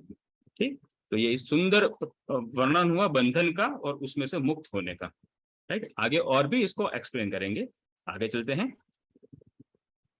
श्वेताश्वतर उपनिषद के पहले अध्याय का 9वां मंत्र, ये भी बहुत ही प्रचलित मंत्र है, आप लोगों ने अवश्य ही सुना होगा। ज्ञाज्ञोद्वावजावेशनेशावजाह्येका भोक्तृभोग्यार्थयुक्ता अनन्तश्चात्मा विश्वरूपो ह्यकर्ता त्रयं यदा विन्दते ब्रह्ममेतत्। राइट, बहुत प्रसिद्ध है ये मंत्र, अनेकों डिसिप्लिन्स में, अनेकों स्कूल्स ऑफ डिसिप्लिन्स में ये सिखाया जाता है, ज्ञान मार्ग में भी, भक्ति मार्ग में। ठीक है, अनुवाद। सर्वज्ञ ज्ञ और अज्ञानी अज्ञ, यह दोनों तत्व अजन्मा अज है। इनमें से जो यह ज्ञ तत्व है वह सर्वसमर्थ ईश है, तथा जो अज्ञ तत्व है वह असमर्थ अनिश जीव है। एवं इन दोनों के अतिरिक्त अन्य एक शक्ति भी है, वह भी सत्ता से अजन्मा अजा है। यह शक्ति भोक्तृभाव को धारण किए हुए जीवात्मा के लिए उपयुक्त सुख दुखमय भोग्य सामग्री, भोग्य अर्थ से युक्त है। वास्तव में वह ज्ञ परमात्मा अनंत है, वही समग्र विश्व का रूप धारण करने वाला विश्व रूप है, और फिर भी विश्व संचालन के कर्तृत्वाभिमान से रहित अकर्ता ही है। इस प्रकार जब जीवात्मा इन ब्रह्म, जीव और माया, ये तीनों ही तत्वों का स्वरूप यथार्थ अनुभव कर लेता है, तब वह पाता है कि यह तीनों ही ब्रह्म तत्व है। राइट, ये कितनी बड़ी बात, पूरी लाइब्रेरी एक मंत्र में आ गई है। राइट, देखो यहाँ पर क्या कहते हैं कि ज्ञा ज्ञ द्वा वजा विष निशा वजा ये का, इतने में ही बहुत सारा तत्व ज्ञान आ जाता है, ये श्लोक की प्रथम अर्धाली में ही। तो वो कहते हैं कि एक ज्ञ तत्व है। राइट, ये सब लोग ने, आपने इसका अर्थ सुना ही होगा अनेकों बार श्री महाराज जी से, स्वामी जी से, फिर भी हम देख लेते हैं कि एक ज्ञ तत्व है जो सर्वज्ञ है, और एक अज्ञ तत्व है जो ज्ञता से युक्त नहीं है। ज्ञता माने जो ज्ञान का जो फंडामेंटल एग्जिस्टेंस है उसे ज्ञता कहते हैं, उससे वो रहित है, अज्ञानी है ये जीव। राइट, और यह दोनों तत्व अजन्मा है, अज है। राइट, तो यहाँ पर ये नित्यबद्ध जीव की बात हो रही है। राइट, वैसे मूलभूत तत्व तो जीव भी अल्पज्ञ तो है ही। राइट, लेकिन उसमें जो वो अल्पज्ञता में भी जो जितनी थोड़ी सी जो ज्ञता का जो प्रकाश है, वो प्रकाश भी उसको भगवान के, उसके अंदर सत्ता होने के कारण ही आ रहा है। लेकिन और मूलभूत तो आत्मा सच्चिदानंदमय है, लेकिन यहाँ पर चूंकि ये बंधन का ही, आगे भी बंधनों की बात हुई और अभी भी बंधन को ही ये कंटिन्यू कर रहे हैं, इसलिए यहाँ पर नित्यबद्ध अवस्था क्या होती है जीव की, उसका वर्णन है। राइट, तो ये जो अज्ञ अवस्था है, ये उसकी नित्यबद्ध अवस्था की यहाँ पर जीव की बात हो रही है। ओके, मूलभूत तो जीव सच्चिदानंदमय ही है, सत्तामय तो है ही है, चलो वो तो कोई उतनी बड़ी बात नहीं है, लेकिन वो सत्ता में ज्ञान भी है और वो सत्ता में आनंद भी है। राइट, तो वो सच्चिदानंदमय ही है, उसी ब्रह्म का अंश होने से मूलभूत रूप से। तो वही मूलभूत रूप को पॉलिश करके चमकाने के लिए ही ये सब कह रहे हैं कि वो क्यों नहीं चमक रहा है, क्योंकि उसके ऊपर ये बंधन की धूल आ गई है, भोग की धूल आ गई है, इसलिए। तो वो धूल को कैसे हटाना है, उसी की बात हो रही है। राइट, तो यहाँ पर अज्ञ जो कहा है जीव को, तो ऐसा नहीं होना चाहिए कि ईश्वर अंश जीव अविनाशी चेतन अमल सहज सुख राशि कहा है तो तुलसीदास जी ने वेदों से कोई विपरीत बातें कह दी, या वेद तुलसीदास जी से कुछ विपरीत बता रहे हैं, ऐसी बात नहीं है। वहां पर जो तुलसीदास जी कह रहे हैं वो जीव का मूलभूत स्वरूप कह रहे हैं, और यहाँ पर जो ये उपनिषद कह रहे हैं ये जीव की मूलभूत बद्ध अवस्था के विषय में कह रहे हैं। राइट, जब तक हम मुक्त नहीं हो जाते, हम बद्ध जीव ही रहेंगे, तो हमारा यही स्वरूप रहेगा। इसलिए अभी हम जैसे हैं वैसे हमको समझा रहे हैं कि तुम अभी ऐसे हो। राइट, अभी हम जैसे हैं वैसे, जैसे हम हो जाएंगे ऐसी बात नहीं है, अभी हम जैसे हैं। राइट, इसलिए यहाँ पर कहा कि ये जो माया का जो नित्यबद्ध जीवों का संसार है, राइट, उसमें भी भगवान तो व्याप्त है ही। तो उसमें एक ज्ञ तत्व है, एक अज्ञ तत्व है जीव, और एक अजन्मा अजा है, वो एक प्रकृति। राइट, तो ये ज्ञ तत्व है वो सर्वसमर्थ है। राइट, और ये जो अज्ञ तत्व है जीव जो है वो अनिश है। राइट, तो द्वावजाव अनिशावजा। राइट, तो कहा है कि अनिश जो है वो जीव है, और फिर वो कहते हैं कि उनसे अतिरिक्त ये एक और भी शक्ति है। ये तो जीव शक्ति हो गई, वो भगवान हो गए, लेकिन ये हम संसार में तो देखते हैं कि भाई केवल जीव और केवल भगवान नहीं है, कुछ और भी है जिसके कारण ही संसार दिख रहा है, वो शक्ति है माया शक्ति। तो वो कहते हैं एक और शक्ति भी है जो अजन्मा है, जो भी नित्य है। एक दिन हम सब मायाबद्ध हुए थे ऐसा नहीं है, ये सदा से ही ऐसा है, राइट। तो ये सदा से क्यों ऐसा है, तो अब देखो पहले क्रिएशन हुआ, उसके बाद अक्षरात संजायते कालम, महान तत्व के अंदर टाइम का आर्टिकुलेशन हुआ, तो उसके अंदर उसको बुना गया टाइम को, और फिर उसी का एक स्थूल स्वरूप हुआ जिसको हम स्पेस टाइम फैब्रिक कहते हैं। तो वो स्पेस के अंदर भी वो समय आया, फिर उसके अंदर धीरे धीरे सारे तत्वों में ये समय बुना हुआ है, राइट। तो ये तो बहुत बाद में हुआ, समय तो बहुत बाद में एक्टिवेट हुआ संसार को बनाने के बाद। इसलिए हम हमारे मन के माध्यम से ये नहीं जान सकते कभी भी कि भाई ये अनादिकालीन हम बद्ध है, ये कैसे है, राइट। क्योंकि हमारे मन को एक ऐसी आदत है, क्योंकि ये हम अनादिकालीन मायाबद्ध कैसे हैं, ये विचार का भी तो, ये विचार भी तो शुरू होता है ना। वो जो विचार स्वयं एक दिन शुरू हो रहा है, या स्वयं किसी कालखंड में शुरू हो रहा है, वो कालातीत तत्व को या कालातीत घटना को कैसे समझेगा, राइट। इसलिए ये जो लोग कहते हैं कि हम अनादि मायाबद्ध हैं, तो हमारी क्या गलती है, राइट। हम अनादि मायाबद्ध हैं, फिर भी हमारी अनादिकालीन गलती है। अब ये क्या है, ये हम माइंड से नहीं समझ सकते, और एटलीस्ट हम ये माइंड से तो नहीं ही समझ सकते। ओके, इसलिए हमें ये सारी अननेसेसरी इंक्वायरी में नहीं जाना है, राइट। कि जैसे किसी को कैंसर हो गया, सीधा मान लो 4th स्टेज में ही डिटेक्ट हुआ, तो फिर वो पूरे अपने जीवन के घटनाक्रम को चेक करे, रिवर्स जाए, अच्छा मैंने ये खाया था, फिर ये खाया था, अच्छा नहीं बचपन में तो मैं ऐसा भी खाता था, हाँ हाँ हाँ मैं 15 साल का था तब ये चॉकलेट्स बहुत खाता था, उसकी शुगर में से कैंसरस सेल्स बने होंगे। नहीं, मुझे लगता है कि मुझे फिर अल्कोहल की भी प्रैक्टिस हो गई थी, मेरा ब्रेकअप हुआ था उसके बाद, फिर मैं स्मोकिंग भी बहुत करता था, तो उससे शायद ये हो सकता है कि ये प्रोलिफरेशन हुआ हो ये सेल्स का, कार्सिनोजेनिक सेल्स का एलिमेंट्स के कारण वगैरह वगैरह। तो अब वो डॉक्टर कहेगा कि भाई तुम इतना डीप में क्यों जा रहे हो, अभी तुम्हें जो रोग हुआ है उसका इलाज करो ना, वो जो भी हुआ होगा सो हुआ होगा, अब उसको छोड़ो, राइट। तुम पहले इलाज करो, अब जो हाथ में एट हैंड प्रॉब्लम है पहले उसको सॉल्व करो। प्रॉब्लम जब हाथ में आ जाता है फिर उसके कॉज को जानने का प्रयत्न नहीं करना चाहिए, पहले उसको सॉल्व करने का प्रयत्न करना चाहिए। जब वो सॉल्व हो जाए उसके बाद फिर आराम से सोचना कि भाई क्या हो सकता था या क्या हुआ होगा, राइट। अभी तो तुम पहले अपनी कीमोथेरापी शुरू करो, अपना रेडिएशन शुरू करो इत्यादि, वो कहेंगे ना डॉक्टर उसको।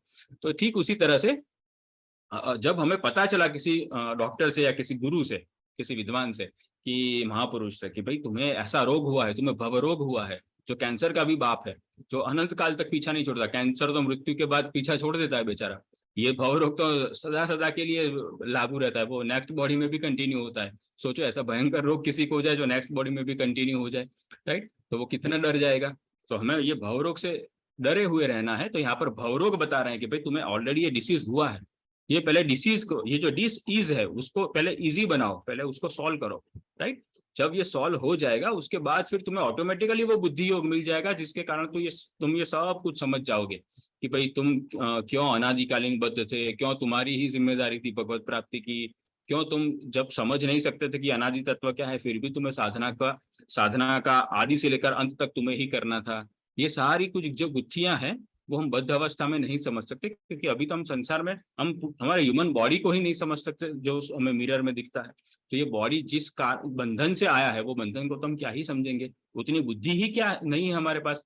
अगर इतनी बड़ी बुद्धि हम क्लेम कर सकते हैं तो हम अवश्य ही समझ सकते हैं, लेकिन इतनी बड़ी बुद्धि हम क्लेम ही नहीं कर सकते, राइट। तो जब हमारे पास ये बुद्धि का क्लेम नहीं है, तो फिर हमें आगे कुछ सोचना ही नहीं चाहिए।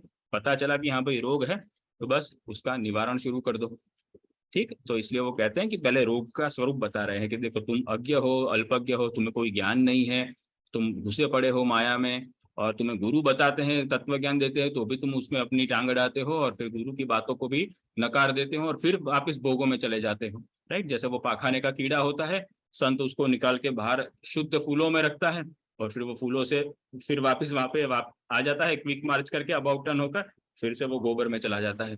तो तुम ये ऋचा कहती है कि अभी तो तुम्हारी ये अवस्था है, राइट। और फिर वो कहते हैं कि तुम भोक्तृ भाव को धारण किए हो, और वो जो भोक्तृ भाव है वो तुम्हारा अजा के प्रति है, राइट। अजा माने ये माया शक्ति के प्रति तुम्हारा ये भोक्तृ भाव है। और ये माया कैसी है, तो वो कहते हैं कि ये जो एका माया है वो भोक्तृ भोग्यार्थ युक्ता है, अर्थात भोक्तृ जीव जो है भोक्ता भाव वाला जो जीव है उसका जो भोग्यार्थ है, भोग्य अर्थ, अर्थ माने जितनी भी सामग्री है, भोग सामग्री, उसको भोग्य अर्थ कहते हैं। अर्थ माने सामग्री, राइट। अर्थ का अर्थ यहाँ पर मीनिंग नहीं है, यहाँ पर सामग्री है। जैसे धर्म अर्थ काम मोक्ष है ना, कि धर्म का पालन करो, जीवन की जो नेसेसिटीज है उसके लिए जो सामग्रियां चाहिए उसको उत्पन्न करो, उसे अर्थ कहते हैं। तो वही अर्थ यहाँ पर है, राइट। तो ये एक पुरुषार्थ के अर्थ में, तो वो कहते हैं कि भोक्तृ जीव की जो भोग्यार्थ सामग्री है, जो भोग सामग्री है, उससे युक्त है ये माया शक्ति। और वो सुखमय वातावरण और दुखमय वातावरण से जीव को कभी पुरस्कृत करती है या कभी दंडित करती है। और फिर कहते हैं कि अनंतश्चात्मा विश्व रूपो यह करता है। और वो कहते हैं कि ये सारा कुछ जो मैकेनिज्म है वो अपने आप ऑटोमेटिक नहीं हो रहा है। देखो फिर से यहाँ पर नास्तिकता का निषेध है। वो कह रहा है कि ये ऑटोमेटिक नहीं हो रहा है, ये जो अनंत प्रकृति है और ये जो अनंत जीव है वो एक महा अनंत जो भगवान है अनंतश्चात्मा, वो भगवान के कारण हो रहा है, क्योंकि वो भगवान विश्व रूप है, राइट। उन्होंने ही ये समग्र अनंत कोटि ब्रह्मांड रूपी ये महाविश्व को धारण किया हुआ है और उन्हीं की सत्ता में ये सब फ्लोट हो रहा है, तैर रहा है, राइट। तो वो विश्वरूप भगवान जो है वो इस विश्व का संचालन करते हैं, और संचालन करते करते जीवों की भांति उसमें घुसकर अधीन नहीं हो जाते, वो अकर्ता ही रहते हैं। वो अपने विश्व का संचालन करते फिर भी उससे अकर्ता ही रहते हैं, राइट। सोचो भगवान के अंदर क्या ही वैराग्य होगा, है ना। तो वो ऐसे अकर्ता रहते हैं। तो भला वो जो महाराज में गोपियों का त्याग करके चले जाए, उनके लिए तो संसार के प्रति अकर्ता रहना तो बहुत छोटी बात है ना। तो वो विश्व संचालन के कर्तृत्व अभिमान से रहित है। तो खैर वो तो ठीक है, वो कोई इतना बड़ा गुण नहीं है भगवान का, अच्छी बात है।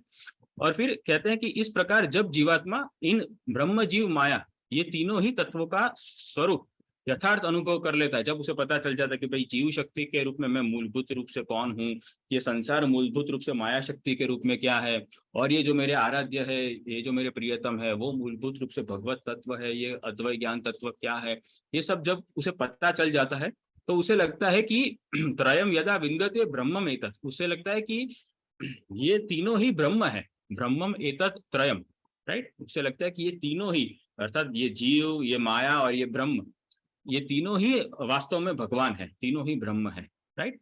तो उसे 3 प्रकार के ब्रह्म का अनुभव होता है यहाँ पर। कौन से 3 प्रकार का? ये ब्रह्म, जीव और माया तीनों का ही ब्रह्म के रूप में उसे अनुभव होने लगता है, अर्थात उसको सर्वम खलविदम ब्रह्म की एक अनुभूति प्राप्त हो जाती है, ठीक है।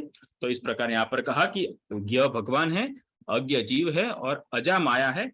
जो अज्ञ है वो अपनी अल्पज्ञता के कारण अजा को भोगना चाहता है, क्योंकि अजा व्यक्त है, भगवान व्यक्त नहीं है, संसार व्यक्त है, इसलिए वो संसार को भोगना शुरू कर देता है अल्पज्ञ जीव, और फिर उसके नियमों में बंधकर भोक्तृ भाव से दुखी होता रहता है। और जब वो उसको त्याग देता है तब वो ये संसार का संचालन करने वाले भगवान के शरणागत होकर उनको प्राप्त कर लेता है, राइट। और जब उनकी प्राप्ति हो जाती है तो उसे पता चलता है कि ये वास्तव में तीनों ही परम पवित्र तत्व है, इसमें से कोई मलिन तत्व नहीं है तीनों में से, राइट। ठीक, आगे चलते हैं। श्वेताश्वतर उपनिषद के पहले अध्याय का 10वां मंत्र बहुत ही फेमस है, आप लोगों ने सुना ही होगा ये भी। क्षरं प्रधानममृताक्षरं हरः क्षरात्मानावीशते देवहेकः तस्याभिध्यानाद्योजनात् तत्त्वभावात् भूयश्चान्ते विश्वमाया निवृत्तिः। बहुत फेमस मंत्र। अनुवाद: प्रधान मुख्य तत्व अर्थात प्रकृति का यह संसार नाशवान क्षर है। इस संसार का हरण भोग करने वाला जीवात्मा अमृत व अविनाशी अक्षर है। प्रकृति का विनाशशील जड़ वर्ग और जीवों का अविनाशी चेतन वर्ग, इन दोनों तत्वों को एक पृथक ईश्वर अपने अनुशासन में रखता है। इस प्रकार जानकर उसका निरंतर ध्यान अभिध्यान करने से, मन की सारी योजनाओं को उसके आसपास केंद्रित करने से योजन, तथा उसमें भाव युक्त तन्मय हो जाने से तत्व भाव, अंत में माया निवृत्ति हो जाती है और उस परम ईश्वर की प्राप्ति हो जाती है, राइट। तो अब यहाँ पर कहते हैं कि ये जो क्षरम प्रधानम अमृताक्षरम हर, अर्थात ये जो प्रधान तत्व है, ये प्रकृति, उसे कभी कभी प्रधान भी कहते हैं, तो उसका ये जो संसार है वो क्षर है। जैसे आगे कहा, यही बात यहाँ पर अलग रूप से रिपीट हो रही है। तो वो आगे बंधन के रूप में था, यहाँ पर क्रिएशन के रूप में है। तो वो कहते हैं कि ये जो संसार है ये नाशवान है, क्षर है, और इसे प्रधान क्यों कहा गया? क्योंकि प्रधान माने जो मुख्य, जो सर्वोपरि होता है।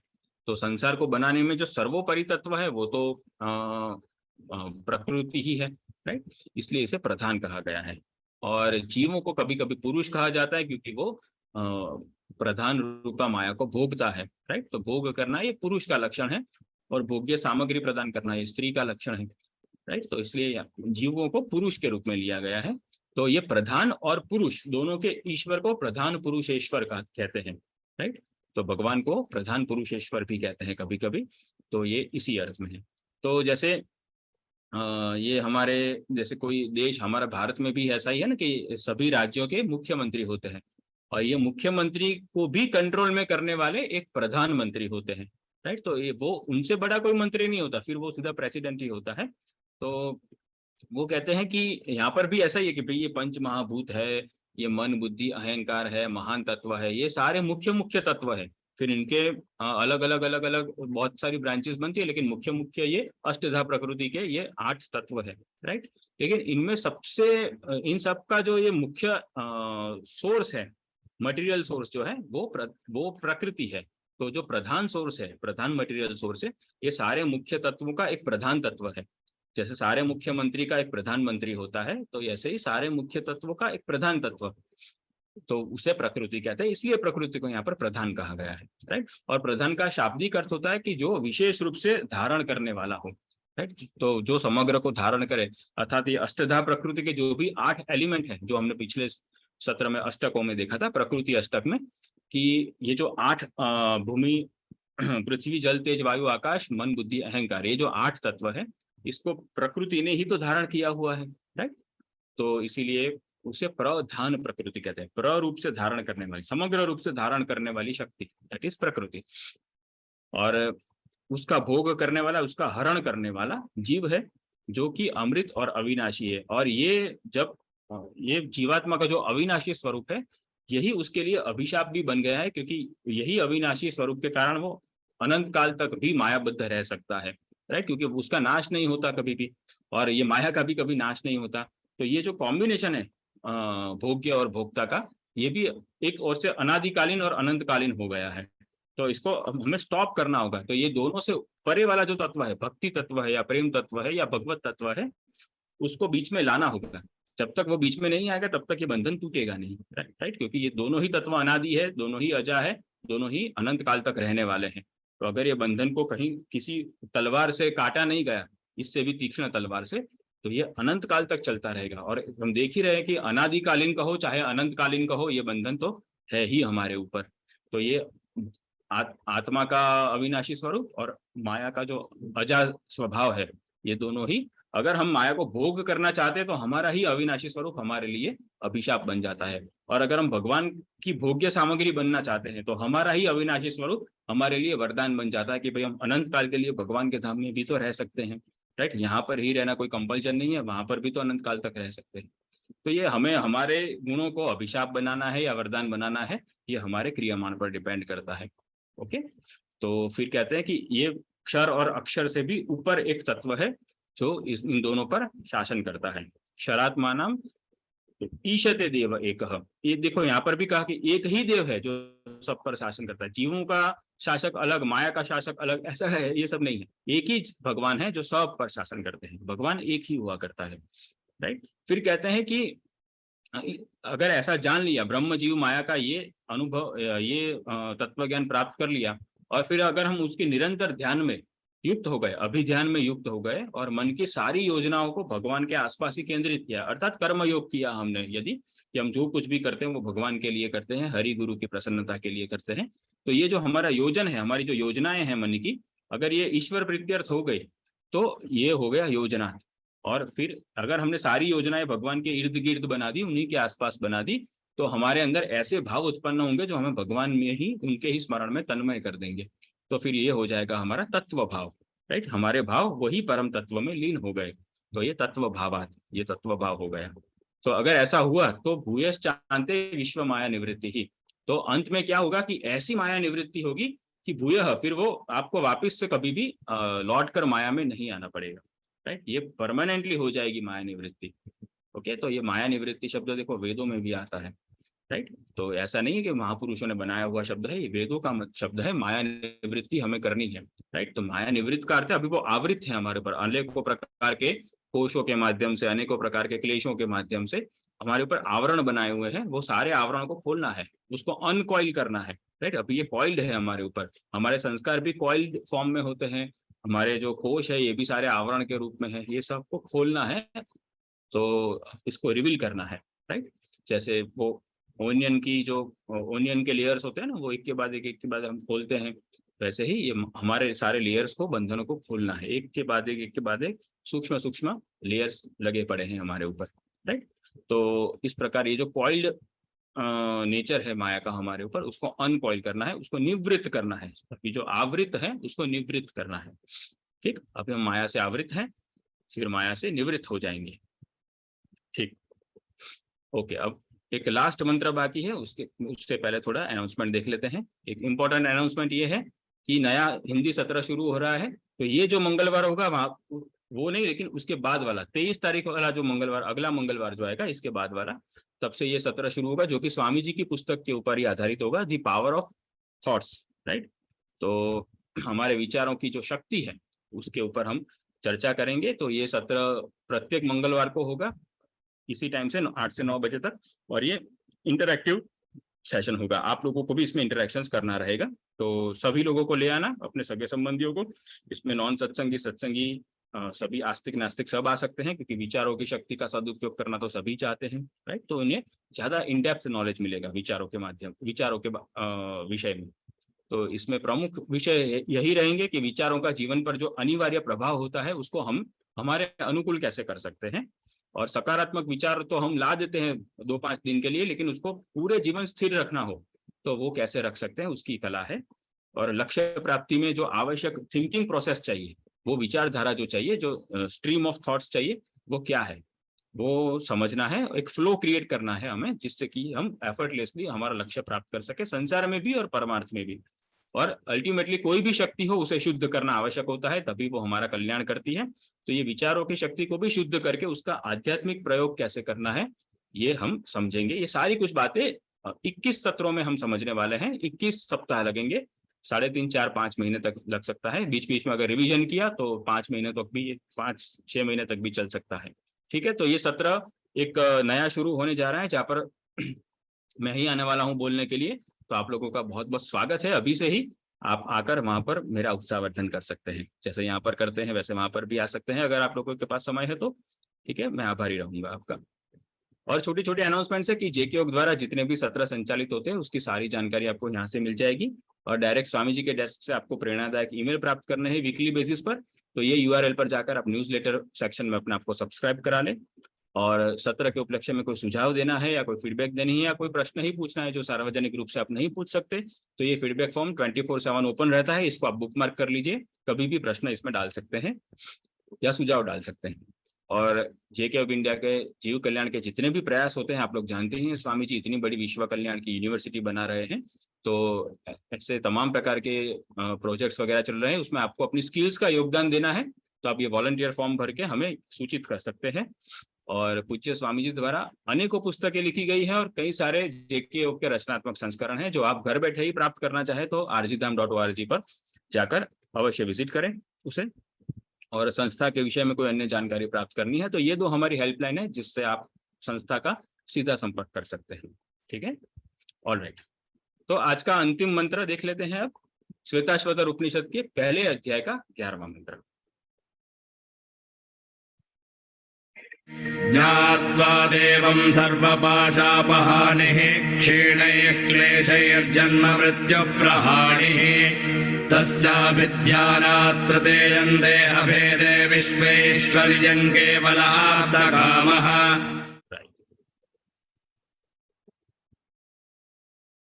अनुवाद। उस परमेश्वर का अभिध्यान करके उस प्रकाशमय परमात्मा को जान लेने पर सभी प्रकार के माया पाशों का नाश हो जाता है। इस प्रकार समस्त क्लेशों का नाश होने पर भावी जन्म मृत्यु का सर्वथा अभाव हो जाता है, क्योंकि वह जीवात्मा तीनों शरीरों का भेदन करके तीनों लोकों के विश्व ऐश्वर्य का त्याग करके केवल रूप मात्र दिव्यता से ही युक्त होकर संसार के प्रति पूर्णतः आप्त काम हो जाता है। राइट। तो अब देखो, बहुत बड़ी बातें कही है यहाँ पर कि क्यों भगवत प्राप्ति होने पर फिर से माया नहीं लग सकती, उसके विषय में समझाते हैं। राइट। तो जैसे ये हमारा माया बंधन है, ये अनादि है, और ये अनादि शांत सत्ता में आता है, अर्थात ये अनादि तो है लेकिन इसका अंत हो सकता है। और ये जो हमारी भगवत प्राप्ति है, उसकी जो सत्ता है वो आदि अनंत में आती है, कि भगवत प्राप्ति की शुरुआत तो होती है लेकिन उसका अंत नहीं होता। राइट। तो वो आदि अनंत में आती है। तो एक अनादि अनंत होता है, एक अनादि अंत होता है। राइट। जैसे हमारी माया बुद्धता, एक होता है आदि अनंत, जैसे हमारी ये भगवत प्राप्ति आदि अनंत वाली है, और एक होता है आदि अंत, जैसे संसार के सुख है जो इसी जन्म में या इसी कुछ एक कालखंड में उसकी शुरुआत होती है और उसी कालखंड के अंत में उसका अंत भी हो जाता है। तो आदि अंत वाले होते हैं। तो अनादि अनंत, अनादि अंत, आदि अनंत, आदि अंत, ये चार प्रकार के सत्ता भेद होते हैं। राइट। तो इसमें ये सत्ता भेद जो है, तो हमारी माया निवृत्ति जो है वो अनादि अंत में है, और हमारी जो भगवत प्राप्ति है वो आदि अनंत में है। राइट। ये उसका सत्ता भेद है। ठीक। तो ये स्कॉलर्स के लिए हो गया। इन शॉर्ट यहाँ पर कहना ये चाहते हैं कि एक बार भगवत प्राप्ति जब हो जाएगी तो वो फिर से मायाबद्धता नहीं हो सकती। क्यों नहीं हो सकती? क्योंकि जब माया के सारे पाश ही छूट गए तो फिर अब माया कोई ऐसी दुराचारिणी शक्ति तो है नहीं भगवान की, जो पकड़ पकड़ के जीवों को बांध देती कि चल इधर आ, इधर आ, ओ महापुरुष इधर आ, चल रहा है, तेरे तेरे पैर बांध देती हूँ। ऐसा तो होता नहीं है। राइट। वो ऐसा नहीं करती, वो तो भगवान की परम अनुकूला शक्ति है ना, तो भगवान के ही अनुकूल रहती है। तो महापुरुषों को वो थोड़ी परेशान करेगी, वो तो जितने जीव उसको भोग करते उसको झापड़ लगाने के लिए वो परेशान करती है कि भाई तुम मेरा भोग कहाँ करता है, मैं तेरी माँ के बराबर हूँ। राइट। तो इस प्रकार से वो झापड़ लगाती है। तो वो यहाँ पर कहते हैं कि जब तुमने आगे कहा उसके अनुसार अभिध्यान योजना तत्व भावाद ये सब कर लिया और फिर भूयस चांते विश्व माया निवृत्ति हो गई, तो फिर सारे माया पास हमेशा के लिए चले गए। फिर माया तुम न, महापुरुष कभी भगवान को छोड़ना नहीं चाहेंगे और माया कभी महापुरुषों को पकड़ना नहीं चाहेगी। तो फिर माया निवृत्ति के बाद माया प्रवृत्ति होने का कोई प्रश्न ही नहीं आता फिर से, है ना, क्योंकि न हम भगवान को छोड़ेंगे ना माया जबरदस्ती हमको बांधेगी। तो फिर कोई कारण ही नहीं रहता कि हम फिर से मायाबद्ध हो जाए। राइट। और फिर कहते हैं कि सारे क्लेशों का नाश होने पर भावी जन्म मृत्यु से भी तुम सर्वथा परे हो गए। राइट।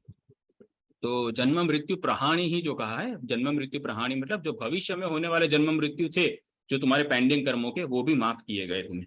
ठीक, भगवान के अनंत कृपाकारी स्वभाव के कारण। फिर कहते हैं कि वो तस्या भी ध्यानात तृतीयम देह भेदे, तीन प्रकार के देह भेद करके, अर्थात स्थूल शरीर, सूक्ष्म देह और कारण देह, स्थूल देह, सूक्ष्म देह, कारण देह, ये तीन प्रकार का जो देह भेद है हमारे अंदर, ये तीनों प्रकार के देह का भेदन करके, तृतीयम देह भेदे, कारण शरीर तक का भी भेदन करके वो भगवान को प्राप्त कर लेता है। क्यों? क्योंकि उसने सारे विश्व ऐश्वर्य का भी भेदन कर दिया। स्थूल शरीर से जुड़े हुए समग्र विश्व का जो भोग है वो उसने त्याग दिया, सूक्ष्म शरीर से जुड़े हुए समग्र विश्व का जो भोग है ब्रह्मलोक तक का, वो भी उसने त्याग दिया, और कारण शरीर से जुड़े हुए सिद्धियों का और आत्म समाधि का जो भोग है वो भी उसने त्याग दिया भगवान के लिए।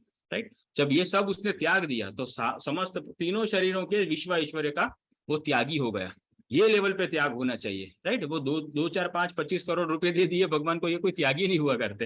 राइट। त्याग ये लेवल पे होना चाहिए, लेकिन something is better than nothing, अगर वैसा करने की प्रेरणा होती है तो ठीक है, लेकिन उसको सर्वस्व मानकर वहां अटक नहीं जाना है। साधना तो अभी और भी आगे बहुत बाकी है। ठीक। तो वो कहते हैं कि जब ऐसे हम विश्व ऐश्वर्य का त्याग करने वाले, तीनों प्रकार के शरीरों के विश्व ऐश्वर्य का जब त्याग कर देंगे तो फिर हम कैवल्य रूप हो जाएंगे। राइट। केवल आप काम हम, अर्थात फिर ये जो अध्यास हुआ है हमारे अंदर माया का और जीव का, ये अध्यास में अभी माया का भी मिश्रण है, क्षर अक्षर का मिश्रण है, व्यक्त अव्यक्त का मिश्रण है। फिर हम केवल दिव्यता से युक्त हो जाएंगे, और फिर जब हम योग माया में जाएंगे तो योग माया भी दिव्य है, तो वहां पर भी दिव्य का ही अध्यास होगा, दिव्य और जड़ का अध्यास नहीं होगा वहां पर। तो हम इस तरह से कैवल्य रूप हो जाएंगे जहां पर केवल दिव्यता ही रहेगी। राइट। ये संसार की जो माइकता है वो सदा के लिए चली जाएगी, और फिर हम संसार के लिए पूर्ण आप्त काम हो जाएंगे, अर्थात संसार के सारे ऐश्वर्य का त्याग कर दिया कि भाई ये सारे ऐश्वर्य मुझे मिल चुके हैं, ये मैंने मान लिया, अब मैं इनके पीछे भागने वाला नहीं हूँ। राइट। इसको कहते हैं आप्त काम। आप्त माने अटेन कर लिया हमने, प्राप्त कर लिया। राइट। और काम माने इसकी जितनी भी इच्छाएं थी वो इच्छाएं सारी पूरी हो चुकी है, सारे पदार्थ मुझे मिल चुके, या इन सारे पदार्थों का जो सार है वो मुझे मिल चुका है, ऐसा मैंने मान लिया, अब मैं इनके पीछे प्रवृत्त नहीं होने वाला, उसे कहते हैं आप्त काम। राइट, तो हम केवल कैवल्य रूप हो जाते हैं, आप्त काम हो जाते हैं, और तीनों शरीरों का भेदन करके तीनों शरीरों से जुड़े हुए विश्व ईश्वर को हम छोड़ देते हैं, तो ही हमारे भावी जन्म मृत्यु नष्ट होते हैं, तो ही हमारे मायापाश खत्म होते हैं। और ये सब कब होगा? जब हम अभिध्यान करेंगे, भगवान का ध्यान करेंगे, भगवान को ही हम हमारी सारी एक्टिविटीज का सेंटर बनाएंगे, कर्मयोग करेंगे। तस्मात् अभिध्यानात्, योजनात् और तत्व भावात्। राइट, और भगवान के लिए ये सब भाव युक्त होकर करना है, चिड़चिड़े स्वभाव से नहीं करना कि ये क्या मुझे कर्मयोग सिखा दिया गुरु ने, अब मुझसे तो नहीं होता है, ऐसा चिड़चिड़ा स्वभाव नहीं रखना है, तत्व भाव से करना है, भाव युक्त होकर हमें ये सब करना है। राइट, भाव युक्त कर्मयोग करेंगे और ऐश्वर्यों का त्याग करेंगे, उनके आकर्षणों का त्याग करना है। ऐश्वर्य स्थूल रूप से भले ही हमारे साथ हो, उसका सदुपयोग करो, अच्छी तरह से उसको डिस्ट्रीब्यूट करो, उसमें कोई बंधन नहीं है, लेकिन उसका जो आकर्षण है वही बंधन है, वो आकर्षण को खत्म करना है। राइट, ठीक। तो इस प्रकार 1.11 तक हमने ये श्वेताश्वतर उपनिषद को देखा। अब आज का शब्द विशेष देख लेते हैं, उसके बाद सत्र को क्लोज करेंगे। तो आप लोगों ने अनुमान लगा ही लिया होगा, आज का जो शब्द विशेष है वो है त्रिविध ब्रह्म। आगे जो कहा था ना कि 3 प्रकार के ब्रह्म को वो जान लेता है, जब वो शुद्ध हो जाता है तो उसे पता चलता है कि संपूर्ण संसार में कहीं पर भी मलिनता थी ही नहीं अब तक, ये बस मेरा ही भोक्ता भाव था जो मलिन था, और कुछ मलिन नहीं था। राइट, तो ये त्रिविध ब्रह्म क्या होते हैं? ब्रह्म, जीव, माया, इनका ब्रह्मात्मक विश्लेषण करते हैं कि ये क्यों इन्हें ब्रह्म की कैटेगरी में रखा गया, किस बेसिस पर। राइट, तो थोड़ा ये क्लिष्ट सब्जेक्ट है, आप लोग समाहित चित करके इसको थोड़ा देखेंगे। तो ये जो प्रकार है, राइट, तो त्रिविध ब्रह्म के 3 प्रकार के प्रकार है, एक माया शक्ति विशिष्ट, एक जीव शक्ति विशिष्ट, और एक स्वरूप शक्ति विशिष्ट।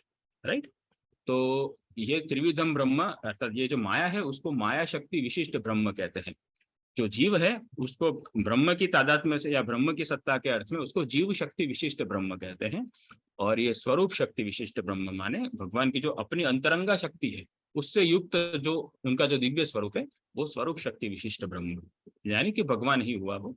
राइट, तो ये ब्रह्म का अर्थ क्या होता है आप लोग जानते ही हैं, लेकिन फिर भी हम ब्रह्म की ही चर्चा करते हैं। तो उसके 2 अर्थ होते हैं, एक तो जो स्वयं बड़ा हो, राइट, और जो उसके संपर्क में आने वाले को भी अपने समान बड़ा करे। राइट, तो ये माया में भी गुण है, ये जीव में भी गुण है, जब हम शक्ति विशिष्ट ब्रह्म के रूप में लेते हैं तब। राइट, और ये स्वरूप शक्ति विशिष्ट ब्रह्म भगवान में तो ये गुण है ही।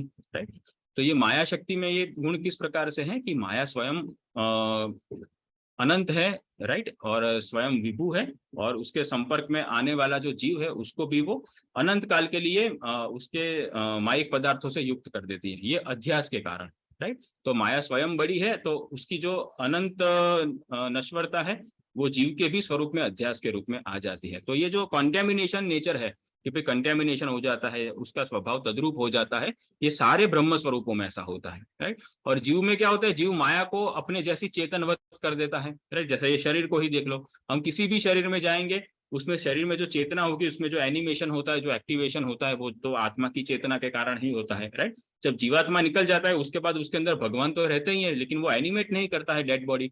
डेड बॉडी में तो परम चेतन भगवान व्याप्त है, फिर भी वो एनिमेशन नहीं करता है, क्योंकि वो जो उसके अंदर एनिमेशन हो रहा था, जो हरकतें हो रही थी, वो जो हरकत थी वो सारी आत्मा के निमित्त हो रही थी, परमात्मा के निमित्त नहीं हो रही थी। परमात्मा तो संपूर्ण संसार में करता है।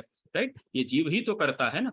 तो जब जीव निकल गया तो फिर उसने अपना वो शरीर ने अपना चेतन स्वभाव भी छोड़ दिया। राइट, तो जीव स्वयं चेतन है और अपने संपर्क में आने वाले माइक पदार्थ को भी चेतनवत कर देता है। तो ये उसको ब्रह्म में से ही बोरो किया गया, डिराइव किया गया, उसका ये पार्शियल गुण धर्म है। जैसे माया में ये पार्शियली प्रकट होता है, जीव में भी ये पार्शियली प्रकट होता है, लेकिन स्वरूप शक्ति विशिष्ट ब्रह्म में, भगवान में ये गुण पूर्णतः प्रकट होता है कि जो स्वयं तो बड़ा है ही, बड़े से बड़ा है, महतो महियान है और अणोरणियान है, वो सूक्ष्म महिमा में भी अनंत है और वो विभु महिमा में भी अनंत है, माया से भी बड़े हैं और जीव से भी सूक्ष्म है। राइट, तो इस प्रकार से माया की विभुता को भी वो क्रॉस कर जाते हैं और जीव की सूक्ष्मता को भी क्रॉस कर जाते हैं, और वो अपने जो जितने भी दिव्य गुण हैं, अपने जितना भी दिव्य प्रेम है, अपना जितना भी दिव्य रस है वो उसके संपर्क में आने वाले जीव को भी दे देते हैं, राइट। तो इस प्रकार से वो दूसरों को भी बड़ा करने वाले असली बृहत्वाद और बृहणत्वाद जो गुण धर्म है वो भगवान में ही प्रकट होते हैं, लेकिन उनका पार्शियल रिफ्लेक्शन इस तरह से जीव में भी आता है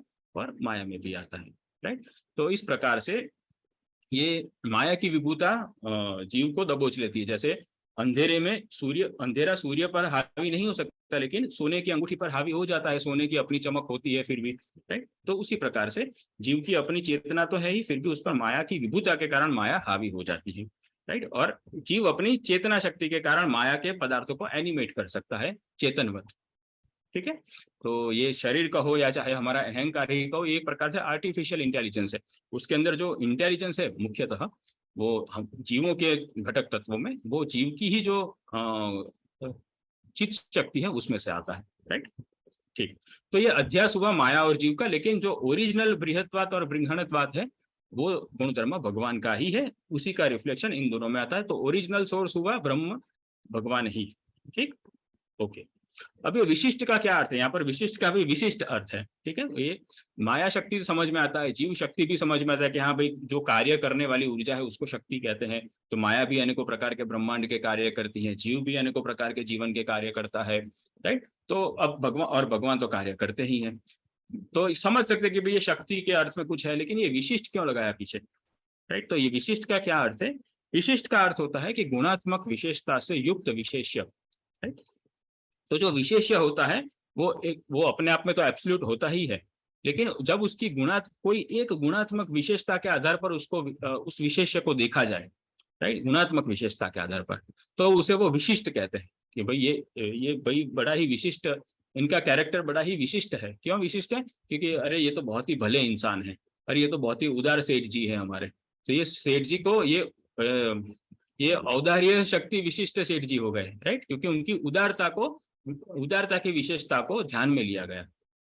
उदारता उनका गुण है, उस गुण विशेषता को ध्यान में लेकर विशेष्य सेठ जी को विशिष्ट बनाया गया, राइट। तो ये औदार्य शक्ति विशिष्ट सेठ हो गए, ओके। तो इसी तरह से माया शक्ति विशिष्ट ब्रह्म माने भगवान की जो अनंत कोटि ब्रह्मांड उत्पन्न करने की जो शक्ति है, वो शक्ति के आधार पर जब हम भगवान को देखते हैं तो वो हो गया माया शक्ति विशिष्ट ब्रह्म।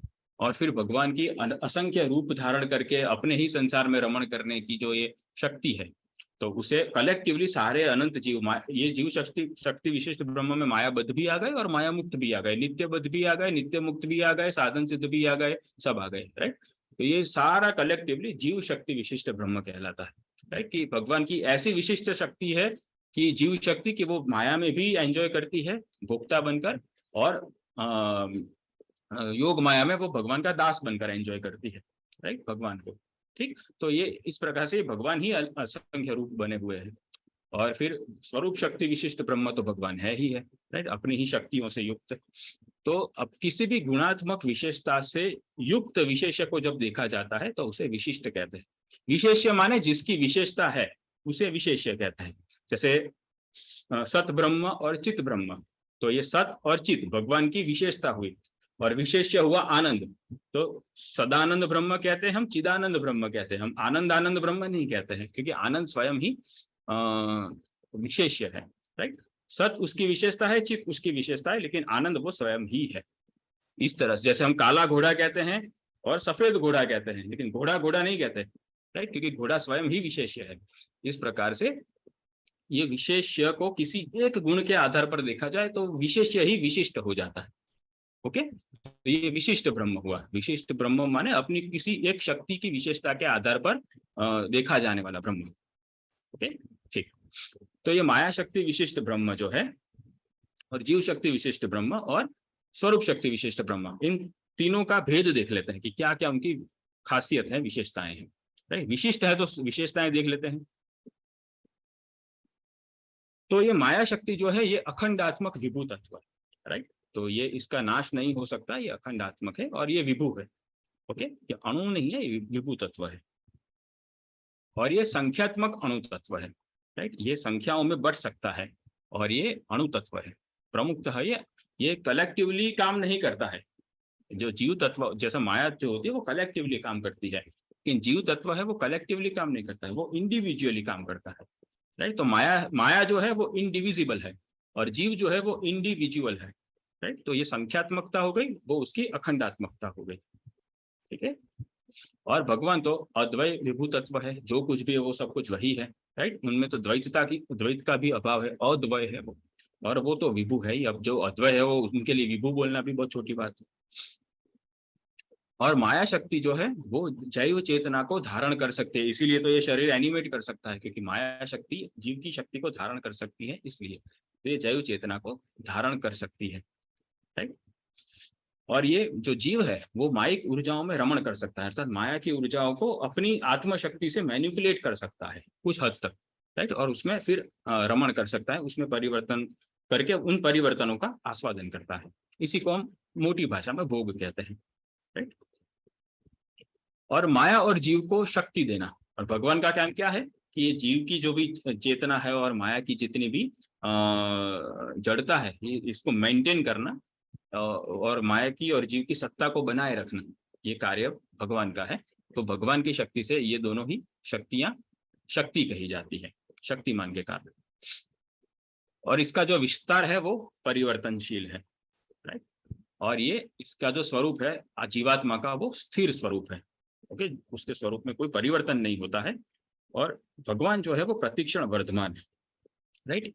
तो ये तीनों ही घटनाएं बुद्धि से परे है, राइट। परिवर्तनशील, हमें लगता है कि भाई परिवर्तन तो हम देख सकते हैं, उसमें कौन सी बड़ी बुद्धि से परे होने वाली बात है। लेकिन परिवर्तन को जब हम इन डेप्थ देखना चाहेंगे तब पता चलेगा कि परिवर्तन को भी हम समझ नहीं सकते कि ये कैसे हो रहा है वो देख सकते हैं, लेकिन कैसे हो रहा है ये हम नहीं समझ सकते, राइट। और स्थिर आत्मा का जो स्थिर स्वरूप है, उसकी जो स्टिलनेस है, उसकी जो स्थिरता है, वो भी हम आत्म समाधि में भी बस उसका एक अनुभव कर सकते हैं, राइट। ब्रह्म ज्ञान के बिना आत्मज्ञान भी अधूरा ही रहता है।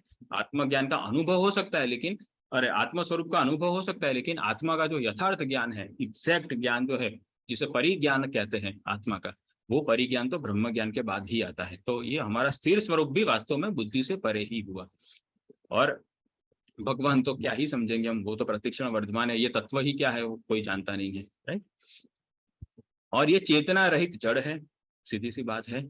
ये चेतना युक्त है और दिव्य है, जड़ नहीं है, दिव्य है।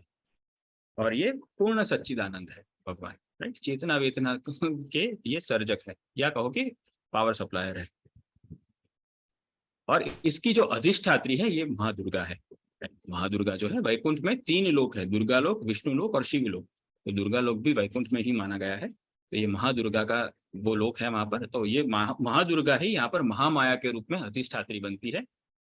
और ये जो भगवान ईक्षण करते हैं और फिर माया विलज्जित हो जाती है, तो ये वही महामाया दुर्गा जी का ही एक्सपेंशन होता है, जिसको भगवान देखते हैं और वो लज्जित हो जाती है, और फिर उसमें से अनेकों प्रकार का विस्तार होता है इत्यादि। फिर कभी चर्चा करेंगे उसके विषय पर। और स्वयं अधिष्ठान, जीव जो है वो ऐसा नहीं है कि ये कलेक्टिव कॉन्शियसनेस या कोई कलेक्टिव जीव शक्ति है, उसका कोई एक अधिष्ठाता है, ऐसा कि ये जीव अधिष्ठाता हुआ, ऐसा नहीं। जीव स्वयं ही, क्योंकि ये इंडिविजुअल है ना, स्वतंत्र एक पूर्ण घटक है, इसलिए वो स्वयं ही अपना अधिष्ठान है, उसका और कोई अधिष्ठाता नहीं है एज सच। इसलिए वही अपने कर्मों के लिए जिम्मेदार है, इसलिए उसको ऐसे तत्व को स्वाधीन तत्व कहा जाता है, राइट। तो स्वाधीन माने क्या कि स्वयं ही वो स्वयं का अधिष्ठान है, इसलिए उसे स्वाधीन कहा जाता है। अर्थात वो साधना करेगा तो भी वही जिम्मेदार माना जाएगा, अगर वो भोग करेगा तो भी वही जिम्मेदार माना जाएगा। वो स्व के अधीन है, उसको स्व जैसा बनाना हो वैसा बना सकता है। उसको स्व भोगी बनाना है तो स्व को भोगी बनाए, उसको स्व को योगी बनाना है तो वो स्व को योगी बनाए। वो स्व के अधीन है, इसलिए वो स्वाधीन है, राइट। ठीक। और ब्रह्म जीव माया ये तीनों का प्रतिष्ठान है ये, राइट। ब्रह्मणो ही प्रतिष्ठा, हम जो प्रतिष्ठान माने आधार देने वाला।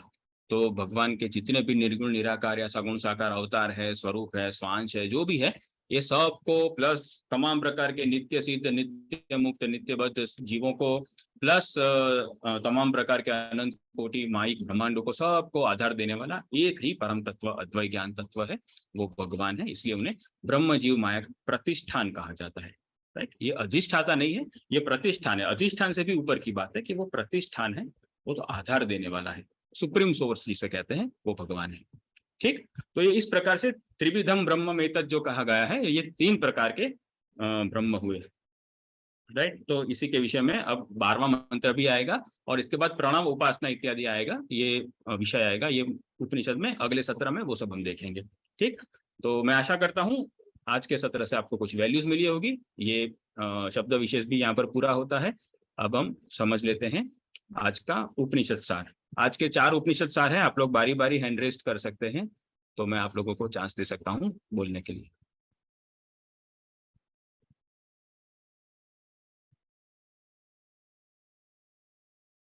हाँ तुषार भैया आप कहिए। राधे राधे भैया। राधे राधे। हृदय गुहा में अंतर्यामी रूप में स्थित उस ब्रह्म को ही सार तत्व के रूप में जानकर अनेक जीवात्मा ब्रह्मविद हुए हैं। पश्चात वह उसी पर ब्रह्म में तल्लीन रहते हैं तथा व्यवहार भी उसी के परायण रहकर करते हैं। ऐसा करके अब तक अनेकों जीव जन्म मृत्यु से मुक्त हो चुके हैं। अतः हमें भी भगवत प्राप्ति के प्रयत्नों से निराश न होकर इस प्रक्रिया को विधिवत पूरा करना है। राधे राधे। राधे राधे, धन्यवाद। It was a nice reading. अब आगे चलते हैं। भावना जी आप पढ़ सकते हैं। राधे राधे भैया। राधे राधे। प्रकृति क्षर है तथा जीव अक्षर है। इन दोनों तत्वों पर एक ही परमात्मा शासन करते हैं। जीवात्मा अपने भोक्ता भाव के कारण प्रकृति के अधीन है। यदि वह भोक्तृत्व त्याग कर उस परमेश्वर की शरणागति स्वीकार कर ले तो वह सदा के लिए उनके धाम में जाकर उनसे लीलामृत का पान कर सकता है। राधे राधे। Thank you. राधे राधे, अच्छा रीडिंग था। तो यहाँ पर कहते हैं कि बंधन क्या है, उससे मुक्त कैसे हुआ जाता है और मुक्त होने के बाद क्या अपेक्षित है, ये सारी बातों की एक ही मंत्र में चर्चा हो गई थी। राइट। शुभ्रा दास जी आप इसे पढ़ सकते हैं। राधे राधे भैया। परब्रह्म के स्वरूप का निरंतर अभिध्यान करने से अपने मन का सारा प्रयोजन ईश्वर केंद्रित करने से तथा उनमें भाव युक्त तन्मय होकर तत्व भाव करने से किसी भी मायाबद्ध जीवात्मा की सदा के लिए माया निवृत्ति हो जाती है और उससे वह परम ईश्वर की प्राप्ति हो जाती है। राधे राधे। राधे राधे। ये सब अभी अभी हमने देखा है, इसको रिपीट नहीं करेंगे। आगे चलते हैं। डॉक्टर स्वाति आप इसे पढ़ सकते हैं।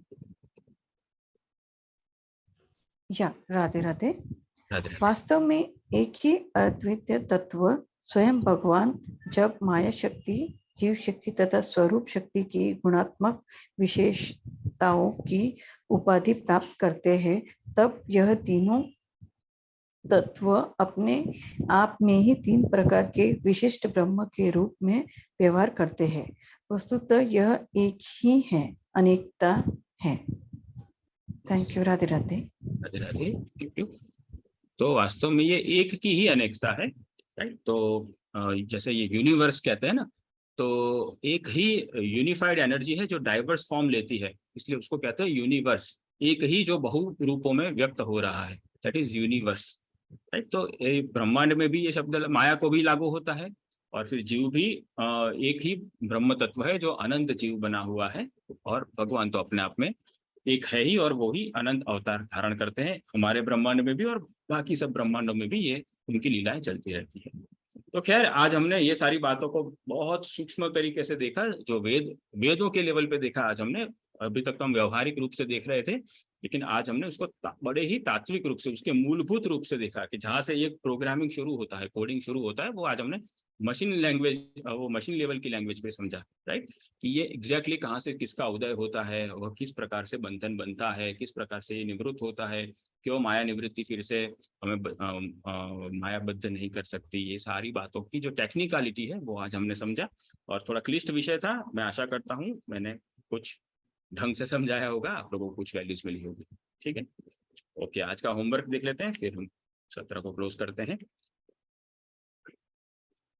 आज की स्वाध्याय कंडिका है कि भगवान का निरंतर रूप ध्यान करना है, जिसे अभिध्यान कह सकते हैं।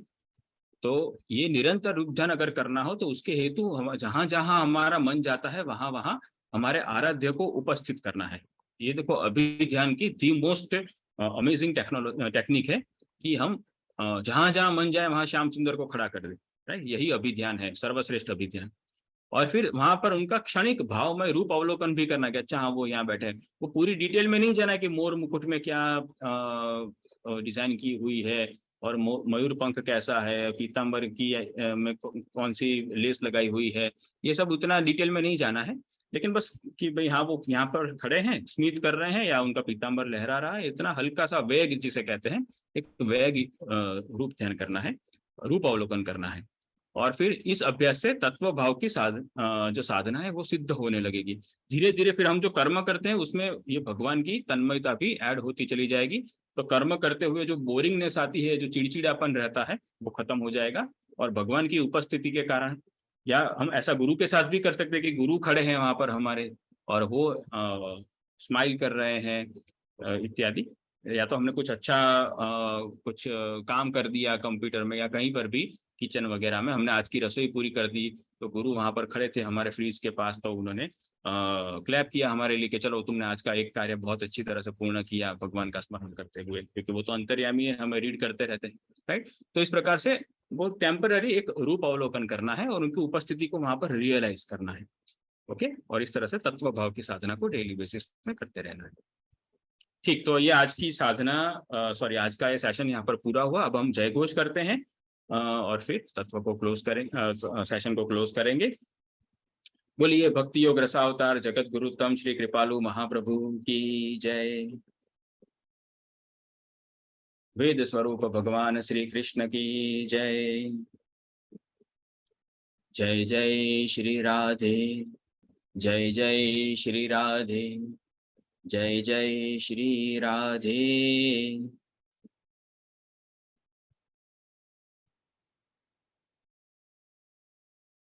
अब हम श्वेताश्वतर उपनिषद के मंत्र मंडल को प्रार्थना करते हैं कि वो हमें अनुग्रहित करके वैकुंठ गमन के लिए प्रस्थान करें। और जो आप लोग अमूल्य श्रोतागण आए हैं, जाने से पहले मैं आपको भी संबोधन करना चाहूंगा कि आप लोग सत्र में पधारते हैं, अंत तक रुके रहते हैं, मेरा उत्साहवर्धन करते हैं अपनी अटेंडेंस से, इसलिए आप लोगों का हार्दिक धन्यवाद। और आप सभी के मंगल कल्याण की कामना के साथ संपूर्ण जेके इंडिया की टीम की ओर से आपका आने वाला समय भक्तिमय बीते, ज्ञानमय बीते, प्रेममय बीते, यही हमारी आपके लिए शुभकामना है। आप सभी को राधे राधे। मैं एक बार क्विकली चैट बॉक्स देख लेता हूँ, फिर हम सत्र को क्लोज करेंगे। ठीक है।